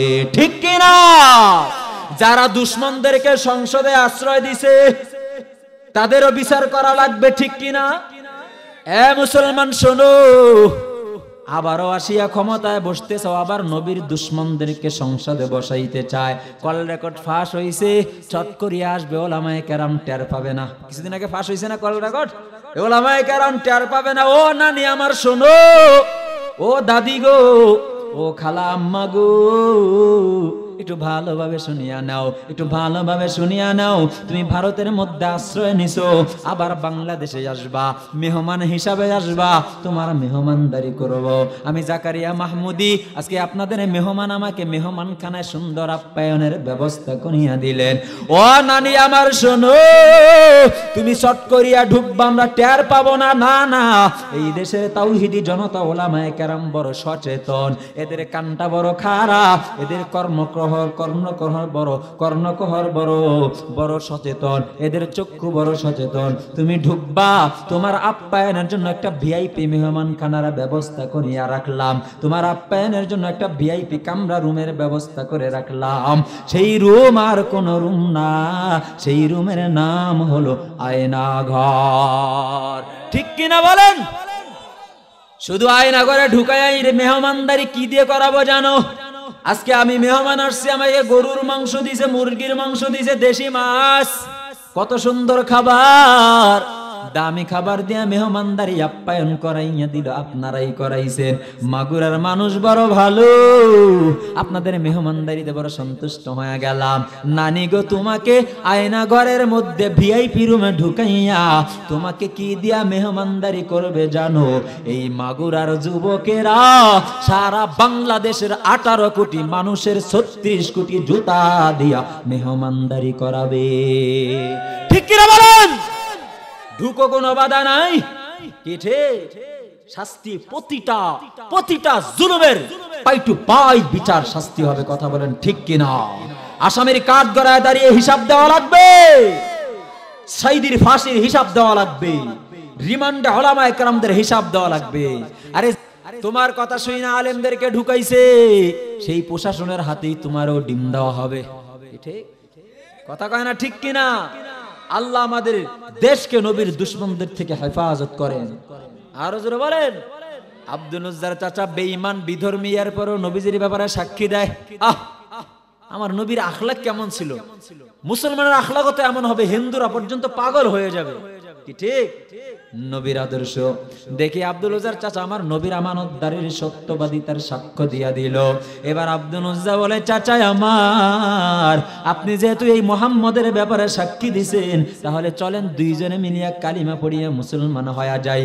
দোস্তরা আমার, আব্দুল উজ্জার চাচা ডেকে ডেকে বলে, আরে ভাতিজা রে, না না, আমরা বাপ দাদার ধর্ম ছাড়িয়া কোনোদিনও মুহাম্মাদের ধর্ম গ্রহণ করতে পারি না। বলেন, এক শ্রেণীর এমন লোক আমগো সমাজেও আছে না? নাই। বাপ দাদা যেটা করেছে আমরাও হেডাই করবো, কোরআন হাদিসের গুল্লি মারো। কি ঠিক? আছে না আমগো সমাজে? কোরআন হাদিস, নতুন নতুন মোল্লা বের হইছে, নতুন হাদিস নিয়ে আসছে। কথা ঠিক? দোস্ত মনে রাখিও, তোমার হাসর নাসর হবে আবু জেহেলের সাথে। হাদিস নতুন না, ওলামায়ে কেরাম আগে এক সময় কোরআন হাদিস প্রকাশ করার মতো ব্যক্তি ছিল না, কিন্তু এখন ব্যক্তি আল্লাহ তাআলা তৈরি করে দিয়েছে, এখন প্রকাশ হয়ে গিয়েছে। কথা ঠিক? এজন্য ওলামায়ে কেরাম যেই কথাগুলো আমাদের সামনে উপস্থাপনা করবে মেনে নিতে পারবেন তো ইনশাআল্লাহ? আল্লাহ কবুল করেন। আব্দুল উজ্জার চাচা বলে না আমরা বিধর্মী আছি। আব্দুল উজ্জার চাচা বলে আমরা বাপ দাদার ধর্ম ছাড়িয়া মুসলমান ধর্ম গ্রহণ করতে পারবো না। দোস্তরা আমার, এবার আব্দুল উজ্জা ডেকে বলে চাচা আমার, আপনি যদি মুসলমান না হন তাহলে আপনাকেই সাক্ষী রাখিয়া আমি কালিমা পড়ে মুসলমান হয়ে গেলাম। লা ইলাহা মুহাম্মাদুর রাসূলুল্লাহ, কালিমা পড়ে মুসলমান হয়ে গেলাম। এবার আব্দুল উজ্জার চাচা বলে ভাতিজারি, তুই যদি মুসলমান হইয়াই গেছো তাহলে আজকে থেকে তো তোর সাথে আর আমার সাথে চাচা ভাতিজার সম্পর্ক থাকবে না। আজকে থেকে তোর সাথে আমার সাথে আত্মীয়তার রক্তের কোনো বন্ধন থাকবে না। যা যা, আজকে থেকে আমাদের মাঝে আত্মীয়তার ছিন্নতা, আত্মীয়তার বন্ধন কেটে যাবে। চাচাকে ডেকে বলে ভাতিজা, ও চাচা আমার, আমিও চাই আপনি আমাদের সাথে একসাথে আত্মীয়তাটা আবার অটুট থাকুক, কিন্তু আপনি যদি কালিমা পড়ে মুসলমান না হন তাহলে আত্মীয়তা তো থাকবে না, এটা ঠিক। কিন্তু চাচা গো, মুসলমান তো আপনি হবেন না, আপনার সাথে আমার আর থাকাও হবে না, আপনার সাথে আর আমার আত্মীয়তাও থাকবে না। আমাকে বিদায় দেন, আমি মদিনাওয়ালা নবীর কাছে চলিয়া যাব। আল্লাহু আকবার, মদিনাওয়ালা নবীর কাছে চলে যাব, আমাকে বিদায় দেন চাচা আমার। আব্দুল উজ্জার চাচা বলে রে ভাতিজা দাঁড়াও, তোর শরীরের মধ্যে যতগুলো কাপড় চোপড় আছে, তোর দুনিয়ার জামিনে তোর মা নাই, তোর বাবা নাই, তোর আপন বলতে দুনিয়ায় কেউ ছিল না রে ভাতিজা। আমি ছোট থেকে তোকে লালন পালন করছি, আমি ছোট থেকে তোরে বড় বানাইয়া ফেলছি। আজকে যা যা চলে যা, তবে তোর বাবার যত জমি জায়গা আছে সব আমি চাচার নামে লিখিয়া দে। দোস্তরা আমার, আব্দুল উজ্জা বলে ও চাচা আমার, নেন নেন, আমার কাছে ইমানের চেয়ে জমি জায়গার দাম বেশি হতে পারে না। আল্লাহু আকবার। আজকে মুসলমান উত্তরবঙ্গে কুড়িগ্রাম যাও, পঞ্চগড় যাও, ঠাকুরগাঁও যাও, দিনাজপুর যাও, ওয়াবাবের তাড়নায় টাকার বিনিময়ে ইমানটাকে বিক্রি করিয়া কাদিয়ানি হয়ে যাইতেছে। ওয়াবাবের তাড়নায় টাকার বিনিময়ে ইমানটাকে বিক্রি করিয়া হিজবুত তাওহীদ খ্রিস্টান ধর্ম গ্রহণ করতেছে। দোস্ত, তোমার ইমানের দামটা এত কম, 10,000 টাকা 20,000 টাকা পাইয়া তুমি ইমানটাকে বিক্রি করো। আব্দুল উজ্জা বলে নেন চাচা, জমিনগুলো নিয়ে নেন। জমিন সব লিখিয়া দেওয়ার পর বলে চাচা গো, এবার আমাকে জনমের তোর বিদায় দিয়া দেন। চাচা বলে ভাতিজারে, জমিন তো দিছো, কিন্তু তোর শরীরের মধ্যে তাকাইয়া দেখ, তোর তো মা ছিল না, বাবাও নাই, তোর সব কাপড় চোপড় গুলো আমি চাচাকে নিয়ে দিলাম, এই কাপড়গুলো আমি চাচাকে খুনিয়া দিয়া যা। আব্দুল উজ্জা এবার সব এই কাপড়টা খুলিয়া চাচাকে দিয়া দিল। এবার বলে চাচা গো, আমাকে এবার বিদায় দিয়া দেন। চাচা বলে না, দাঁড়া রে ভাতিজা, তোর পায়ের দিকে তাকা, তোর পায়ের মধ্যে এখনো একটা পরিধানের জিনিস আছে যেটার নাম হলো জুতা, এই জুতাটা পর্যন্ত আমি চাচা তোকে কিনিয়া দিছি। এরে ভাতিজা, জুতাটা খুলিয়া দে। ও মাগুরার মানুষ, আজকে কোন দুনিয়ার পিছনে ছুটছো? আব্দুল উজ্জার দিকে তাকাইয়া দেখো দুনিয়া কিভাবে সারছে। জুতাটারে যখন খুলিয়া দিয়া দেয়, এবার বলে চাচা আমারে বিদায় দেন। আব্দুল উজ্জার চাচা বলে রে ভাতিজা দাঁড়াও, একটা কথা শুনিয়া যা, এই দুনিয়ায় তুই ছোটবেলায় মা হারাইছো, ছোটবেলায় তুই বাবা হারাইয়া ফেলছো, আমি এতদিন তোরে লালন পালন করছি, আজকে তুই বিধর্মী মুসলমান হয়ে গেলি, আজকে আমার সাথে তোর সম্পর্ক থাকবে না রে ভাতিজা। ওরে ভাতিজা যা যা, তবে তাকাইয়া দেখ, তোর পরিধানের মধ্যে এখনো একটা কাপড় আছে, যেই কাপড়টার নাম হলো লুঙ্গি। ভাতিজা রে, এই লুঙ্গিটা ও আমি চাচা তোরে কিনিয়া দিছি, এই লুঙ্গিটা তুই খুলিয়া দে। লুঙ্গিটা পর্যন্ত চাচা খুলিয়া নেওয়ার চেষ্টা করলো। ভাতিজা বলে চাচা আমার আজকে আমার মা নাই বাবা নাই। এ চাচা দুনিয়ায় বিধর্মী মূর্তি পূজক থাকা অবস্থায় আমার ফরজ তরক আমি হইতে দেই নাই। আমার লজ্জা স্থান আজ পর্যন্ত কোনো মানুষ দেখে নাই, আমার শরমগা আজ পর্যন্ত কোনো মানুষ দেখে নাই। চাচা গো আজকে মুসলমান হওয়ার কারণে আপনি লুঙ্গিটা নিবেন, আজকে আপনি লুঙ্গিটা আপনার কাছে ভিক্ষা চাই। চাচা গো আপনি আমাকে লুঙ্গিটা ভিক্ষা দিয়া দেন। কিন্তু নিষ্ঠুর চাচা, এ ভাতিজা তুই যদি লুঙ্গি চাও তাহলে মুহাম্মাদের ঈমানটাকে উড্ড করিয়া নাও, আর যদি মুহাম্মাদের ঈমান চাও তাহলে তোর লুঙ্গি আমার লুঙ্গি তুই আমাকে ফিরাইয়া দে। ভাতিজা বলে চাচা গো আমার লুঙ্গির চেয়ে ঈমানের দাম বেশি, ঈমানের চেয়ে লুঙ্গির দাম বেশি হতে পারে না। আল্লাহর কাছে হাত উঠায় বলে রব এই দুনিয়ায় আমার কেউ নাই, আজকে তোমার উপরে ঈমান আনার কারণে আমার চাচা গার্জিয়ান ছিল, আমার চাচা লুঙ্গিটা পর্যন্ত খুলিয়া নিবে। তুমি আমার ইজ্জত আবরুকে হেফাজত করো। এই কথা বলিয়া যখন আব্দুল উজ্জা লুঙ্গির গিটের মধ্যে হাত দিয়েছে লুঙ্গিটা খুলে ফেলবে, নিষ্ঠুর চাচা পিছন থেকে লুঙ্গির মধ্যে হাত দিয়া টান মারে। শুধু টান দিয়াই খেলতো না, এমন নিষ্ঠুর পাষাণ চাচা হাতের মধ্যে ঘোড়া চালানো চাবুক ছিল, চাবুক দিয়ে জুড়ে জুড়ে বাড়ি মারছে। এত জুড়ে বাড়ি মারছে প্রতিটা বাড়ি বেতের আঘাতগুলো রক্তাক্ত হয়ে যায়। ও মাগুরার যুবক, তুমিও যুবক, আব্দুল উজ্জাও যুবক, তুমিও একজন যুবতী, আব্দুল উজ্জাও একজন যুবক, তুমিও 12, 13, 14, 15 বছরের যুবক, আব্দুল উজ্জাও একজন যুবক। এরপরও আব্দুল উজ্জা ঈমান ছাড়ে নাই, জমিনের মধ্যে বেহুশ হইয়া পড়ে গেল। কয়েক ঘন্টা পরে যখন জমিনের মধ্যে হুশে ফিরে আসে, হুশে ফিরে আসার পরে আব্দুল উজ্জা ডানে তাকায় বামে তাকায়, আমার পরিচিত মরুভূমি এলাকার মধ্যে কেউ নাই, আবার তো মা নাই বাবা নাই, আমার এখন চাচা নাই। একমাত্র চাচা গো আপনি তো গার্জিয়ান ছিলেন, আপনিও তো আবার ফালাইয়া রাইখা চলে গেলেন। আজকে এই দুনিয়ার জমিনে যাদেরকে দেখি তারে আমি চিনি না, তারাও আমারে চিনে না। আল্লাহ গো এই দুনিয়ায় যার কেউ নাই তার একজন আছে, মাগুরার মানুষ, চিল্লায়া বলবা তিনি কে? আল্লাহ গো এই দুনিয়ায় যার কেউ নাই তার একজন আছে তুমি, তুমি আমারে রাস্তা দেখায়া দেও। এই কথা বলে আব্দুল উজ্জা উলঙ্গ শরীরটা নিয়ে সৎমায়ের ঘরের মধ্যে চলে গেল। সৎমায়ের ঘরে গিয়ে গেইটে নক করে, সৎমা ভিতর থেকে দরওয়াজাটা খুলিয়া দেয়। দরওয়াজা খুলিয়া সৎমা চোখের মধ্যে এইভাবে হাত দিয়া পর্দা দিয়া আবৃত করে দেয়, আবৃত করে বলে রে আব্দুল উজ্জা তোর শরীরের এই অবস্থা কেন রে বাবা বলো না।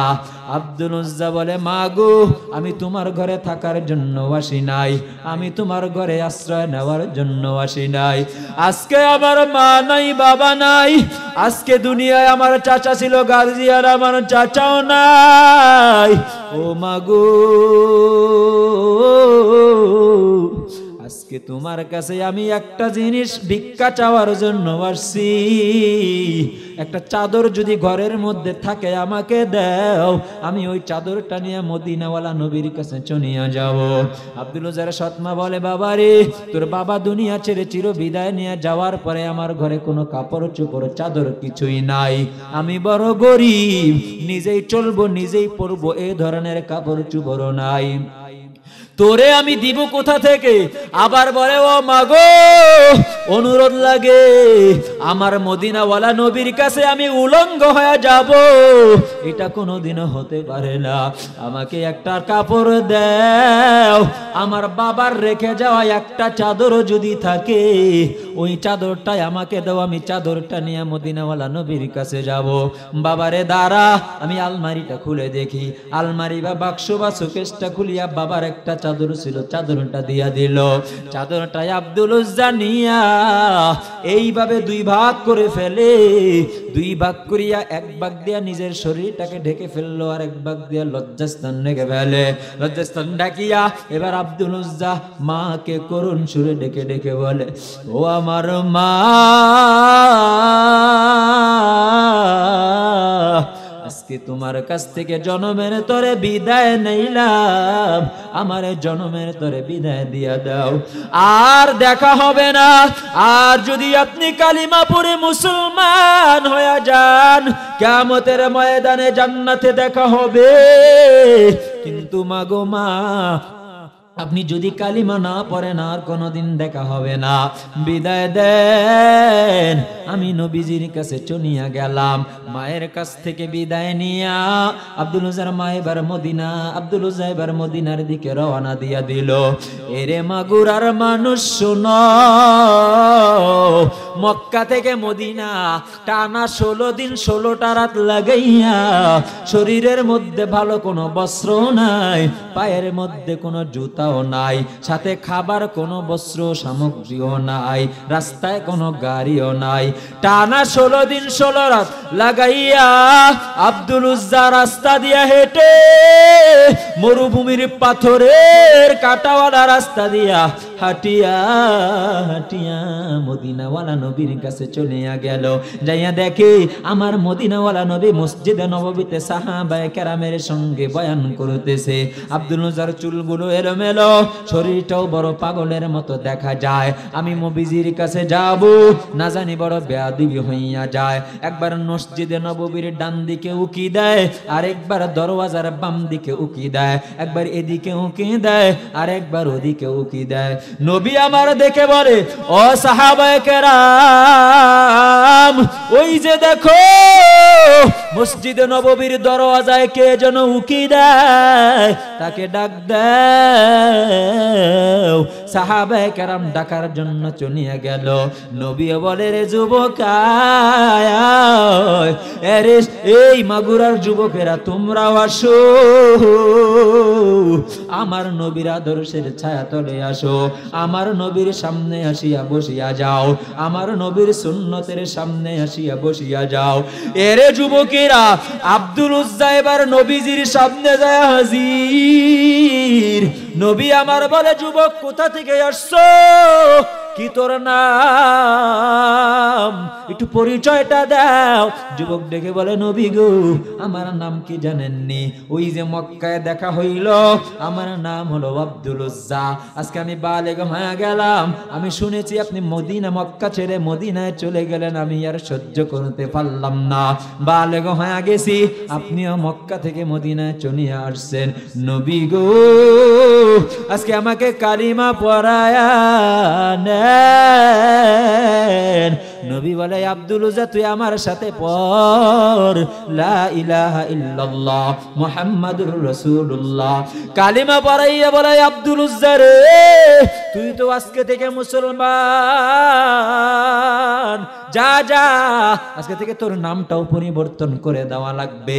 আব্দুল উজ্জা মানে মূর্তির বান্দা, আব্দুল উজ্জা মানে মূর্তির গোলাম, আব্দুল উজ্জা মানে মূর্তি পূজক। তুই আগে মূর্তির গোলাম ছিলি, তুই আগে মূর্তি পূজা করতি, আজকে থেকে তুই মূর্তি পূজা তো করবি না, সুতরাং তোর নাম আর আব্দুল উজ্জা থাকবে না। আমি নবী তোর নামটারে পরিবর্তন করিয়া দিব। আরে আব্দুল উজ্জা, আমার মাওলা দুটি নাম বড় পছন্দ করে।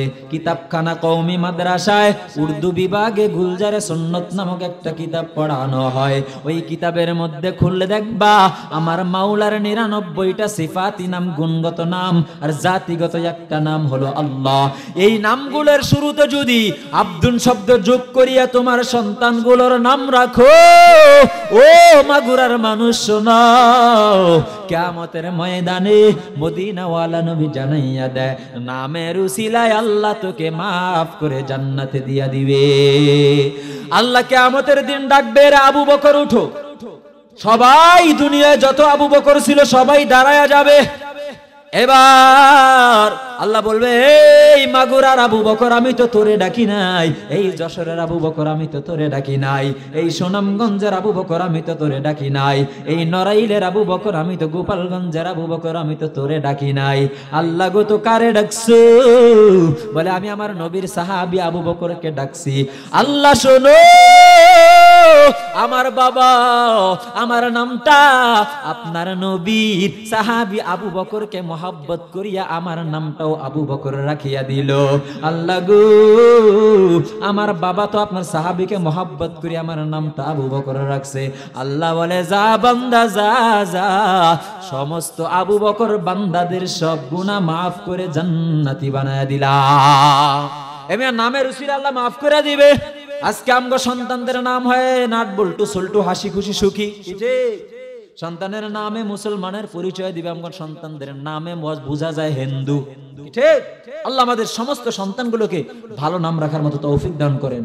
এরে আব্দুল উজ্জা আল্লাহ দুটি নম্বরও পছন্দ করে, একটা হলো আব্দুল্লাহ আর একটা হলো আব্দুর রহমান। যা যা যা, আমি নবী তোর নাম রেখে দিলাম আব্দুল্লাহ। আল্লাহু আকবার।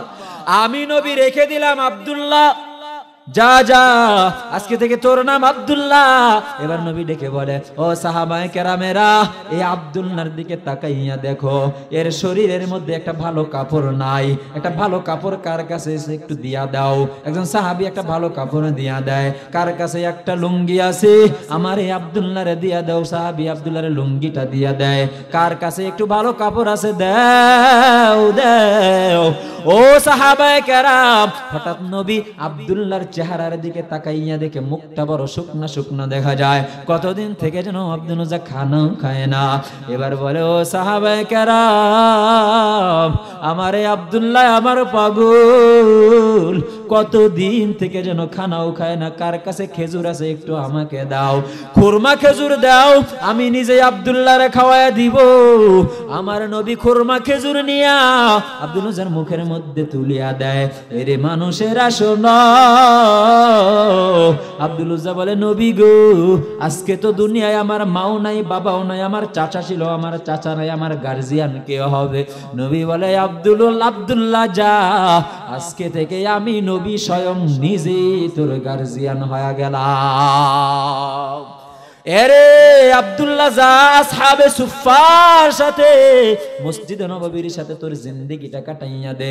সাহাবায়ে কেরামের সাথে আব্দুল উজ্জা রাত দিন 24 ঘন্টা কাটাইয়া দেয়। ফজরের নামাজের সময় আমার মায়ার নবী মসজিদে নববীতে যখন হাজির হইয়া গেল, ফজরের পরে সাহাবায়ে কেরাম নবীজির কাছে নালিশ দায়ের করলো, পয়গম্বর আপনি এমন একজন সাহাবী আমাদের সাথে দিলেন, আপনি এমন একজন মানুষ আপনি আমার সাথে দিলেন, আপনি এমন একজন পাগল আমাদের সাথে দিয়া দিলেন, আপনি এমন একজন আব্দুল্লাহ আমাদের সাথে দিয়া দিলেন। সারাদিন আমরা ইবাদত করি, সারাদিন কাজকাম করি, রাত্রের বেলা নামাজ কালাম পড়িয়া একটু বিশ্রামে যাই, কিন্তু আপনার আব্দুল্লাহ পাগল রাত্রে ঘুমায় না।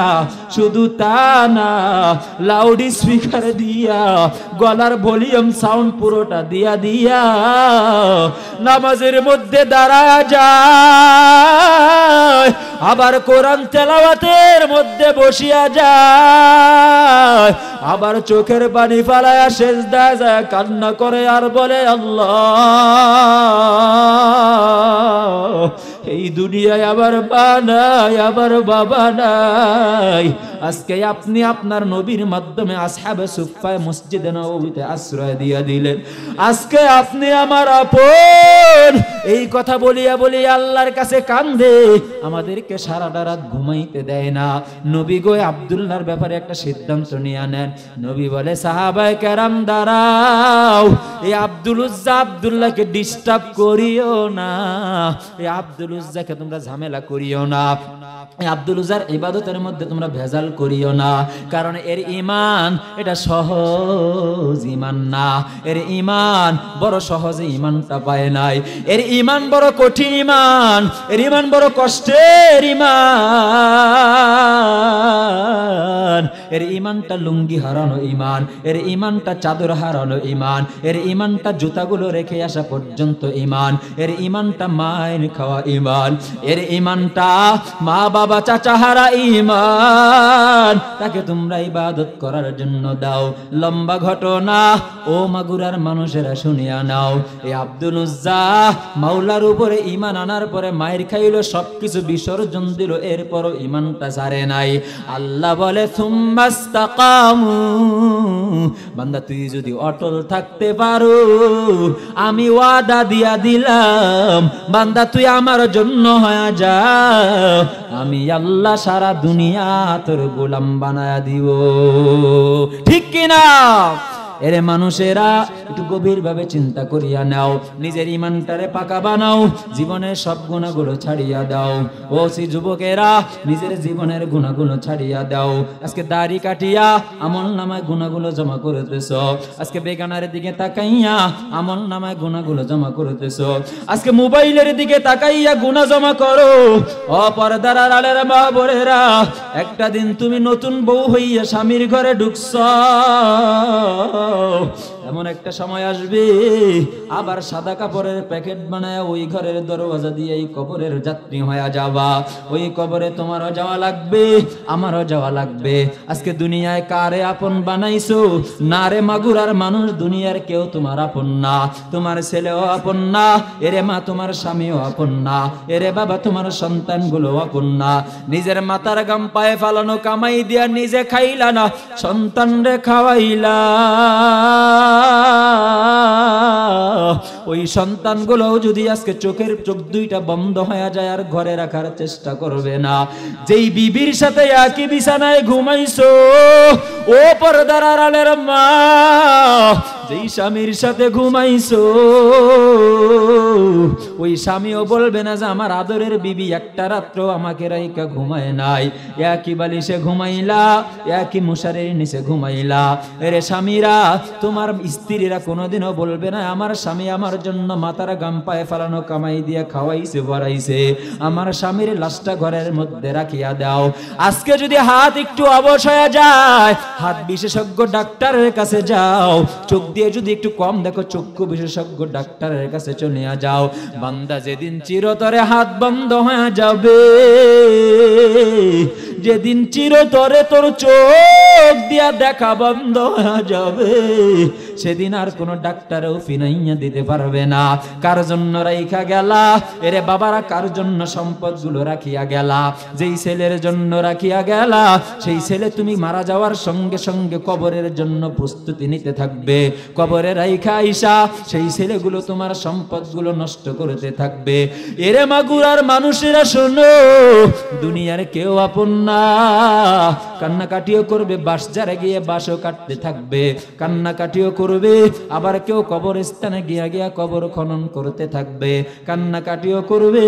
আবার কেউ বাজারের মধ্যে কাফনের কাফন কেনার জন্য প্রস্তুতি হয়ে যাবে। আমি জানি না কার নামে যেন বাজারের মধ্যে কাফনের কাফন রেডি। আগামীকালকে মসজিদের মাইকে যেন কার নামটা বাজিয়া উঠে, বাড়িওয়ালা নাই রে বাড়ি। ইন্না লিল্লাহির আওয়াজ দিয়া মসজিদের মধ্যে ঘোষণা আসবে, অতএব তওবা করে নাও। সময় আসার আগে, মৃত্যু আসার আগে আমার মাওলার ইবাদতের মধ্যে মাথাটা ঝুঁকাইয়া দাও। আমার মাওলাকে রব বলিয়া স্বীকার করো। এখনই যদি তোমার মরণের অর্ডার এসে যায়, এক সেকেন্ড আগেও আসবে না, পরেও আসবে না। কান্নাকাটিও করবে, সেই সন্তানটাই তোমার কবর খনন করবে, সেই সন্তানটাই তোমার কাফনের কাফন আনবে, সেই সন্তানটাই তোমার গোসলের জন্য বড়ই পাতার পানি চড়াবে। কার দিকে যেন আপনার আমার এলাকার বড়ই পাতাগুলো তাকাইয়া রইছে রে বান্দারা। একটু চোখের পানি ফালাইয়া মরণের কথা স্মরণ করিয়া তওবা করিয়া নাও। এত কিছু করবে, কানবে, একদিন কানবে, 2 দিন কানবে, 3 দিন কাঁদবে, 1 মাস কাঁদবে, এরপরে ভুলেও আর কবরের পাশে যায়ও দেখবে না। তোমার বিবিটাও যাবে না, ও মা বোনেরা তোমার স্বামীটাও যাবে না, এর যুবকেরা তোর প্রেমিকাটাও যাবে না, এর প্রেমিকা বোনেরা তোর প্রেমিক যুবকও যাবে না। আজকে কার জন্য পাগল হইছে যুবক? আজকে যদি তোর প্রেমিকার ফোড়া হয়ে যায়, অনবরত ফোড়া দিয়া পুজ রক্ত বাহির হইতা থাকে, পাতলা পায়খানা ধরে যায়, অনবরত বাথরুম যাইতেই থাকে, প্রেমিকা বোন রে, তোর যুবক প্রেমিকার তোর জন্য পাগল থাকবে না। আজকে যদি 2-3 দিন তোর শরীরটা নষ্ট দুর্গন্ধ হয়ে যায়, তোর শরীরের মধ্যে ঘা পচা লেগে যায়, তোর প্রেমিক যুবক আর তোর জন্য আপন থাকবে না। সুতরাং বোঝা গেল দুনিয়ায় কেউ আপন না, ওই কবরে একমাত্র আমার মাওলা আপন। জানাজা পড়াইয়া কবরে নিয়ে যাবে গো মা, পিছন থেকে সন্তানগুলো কাঁদবে, ছোট ছোট বাচ্চাগুলো কাঁদবে, দুধের বাচ্চাগুলো মা মা করিয়া কান্না করবে, কিন্তু জবাব দেওয়ার মতো শক্তি কারো নাই। তুমি শুনবা, শরহুল আকায়েদ নামক কিতাবের মধ্যে লেখে, মাইয়িত বান্দা বান্দি দুনিয়ার মানুষের আওয়াজ শুনতে পায়, তুমি তোমার সন্তানের কান্নাগুলো শুনবা, কিন্তু তুমি জবাব কোনোদিনও দিতে পারবা না।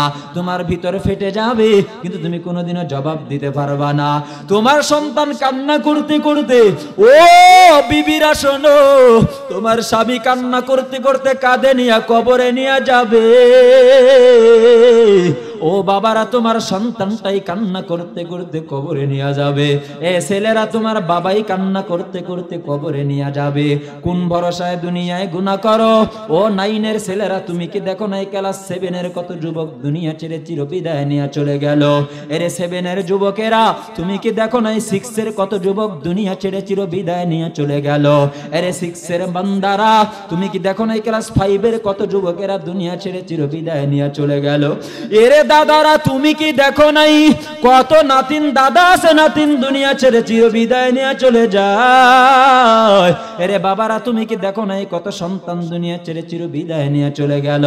এরে বড় ভাই, তুমি কি দেখো নাই কত বড় ভাই বেঁচে আছে, ছোট ভাই দুনিয়া ছেড়ে চিরবিদায় নিয়ে চলে গেল? সবাই চলে যাবে, কেউ আপন না। ওই কবরে যখন শোয়াবে, 4টি জিনিস তোমার আপন হয়ে যাবে। ক্বালান নাবিয়্যু সাল্লাল্লাহু আলাইহি ওয়াসাল্লাম, ইযা উযিআল মাইয়িতু ফি কবরিহি জাআল কুরআনু ইনদা রাসিহি ওয়াস সালাতু আন ইয়ামিনিহি ওয়াস সিয়ামু আন শিমালিহি ওয়া সাইরুল হাসানাতি ইনদা রিজলাই। এরে গোলাম শোনো, আজকে দুনিয়ায় মশারি ছাড়া মশার ভয়ে ঘুমাইতে পারো না, বালিশ ছাড়া ঘুমাইতে পারো না, আজকে তুমি অন্ধকারে ঘুমাইতে পারো না, শীতের সময় তুমি হিটার ছাড়া ঘুমাইতে পারো না, শীতের সময় তুমি লেপ কম্বল ছাড়া ঘুমাইতে পারো না, গরমের সময় তুমি জানালা ছাড়া ঘুমাইতে পারো না। কিন্তু মুরব্বী বাবা পায়ে ধরিয়া বলি, একটু চিন্তা করো, এখন এই চোখ বন্ধ হইলে এমন একটা ঘরের মধ্যে রাখবে, আনা বাইতুত তুরাব, আনা বাইতুল ওয়াহদা, আনা বাইতুল আযাব। কবর বলে আমি আমাকে মাটির ঘর, আমি আযাবের ঘর, আমি পোকামাকড়ের ঘর। ওই কবরে একটা বিছানাও দিবে না। দুনিয়ায় বিছানা ছাড়া ঘুমাইতে পারো নাই, কবরে বিছানা দিবে না। দুনিয়ায় বালিশ ছাড়া ঘুমাইতে পারো নাই, ওই ঘরে একটা বালিশও দিবে না। দুনিয়ায় গরমের সময় জানালা ছাড়া ঘুমাইতে পারো নাই, ওই ঘরের মধ্যে একটা জানালাও দিবে না। এরে মাগুরার মানুষেরা, শীতের সময় লেপ কম্বল ছাড়া ঘুমাও নাই, ওই কবরে এমন মাটির মধ্যে রাখবে, একটা লেপ কম্বল বিছানাও কেউ তো দিবে না রে বান্দারা। একটা দিন বাড়ির ঘরের পাশে শোয়া রাখছে, একদিন একটু একটা হাত খুঁড়লেই তো তোমার লাশটা খুঁজে পাওয়া যাবে। একদিনও তো বলবে না ছেলে দেখি আমার বাবার কি হালত, একদিনও তো দেখবে না স্ত্রীরা দেখি আমার স্বামীর কি হালত। বোঝা গেল কেউ আপন না। ওই ঘরে যদি আপন বানাইতে চাও, 4টি জিনিসকে আপন বানাইয়া নাও।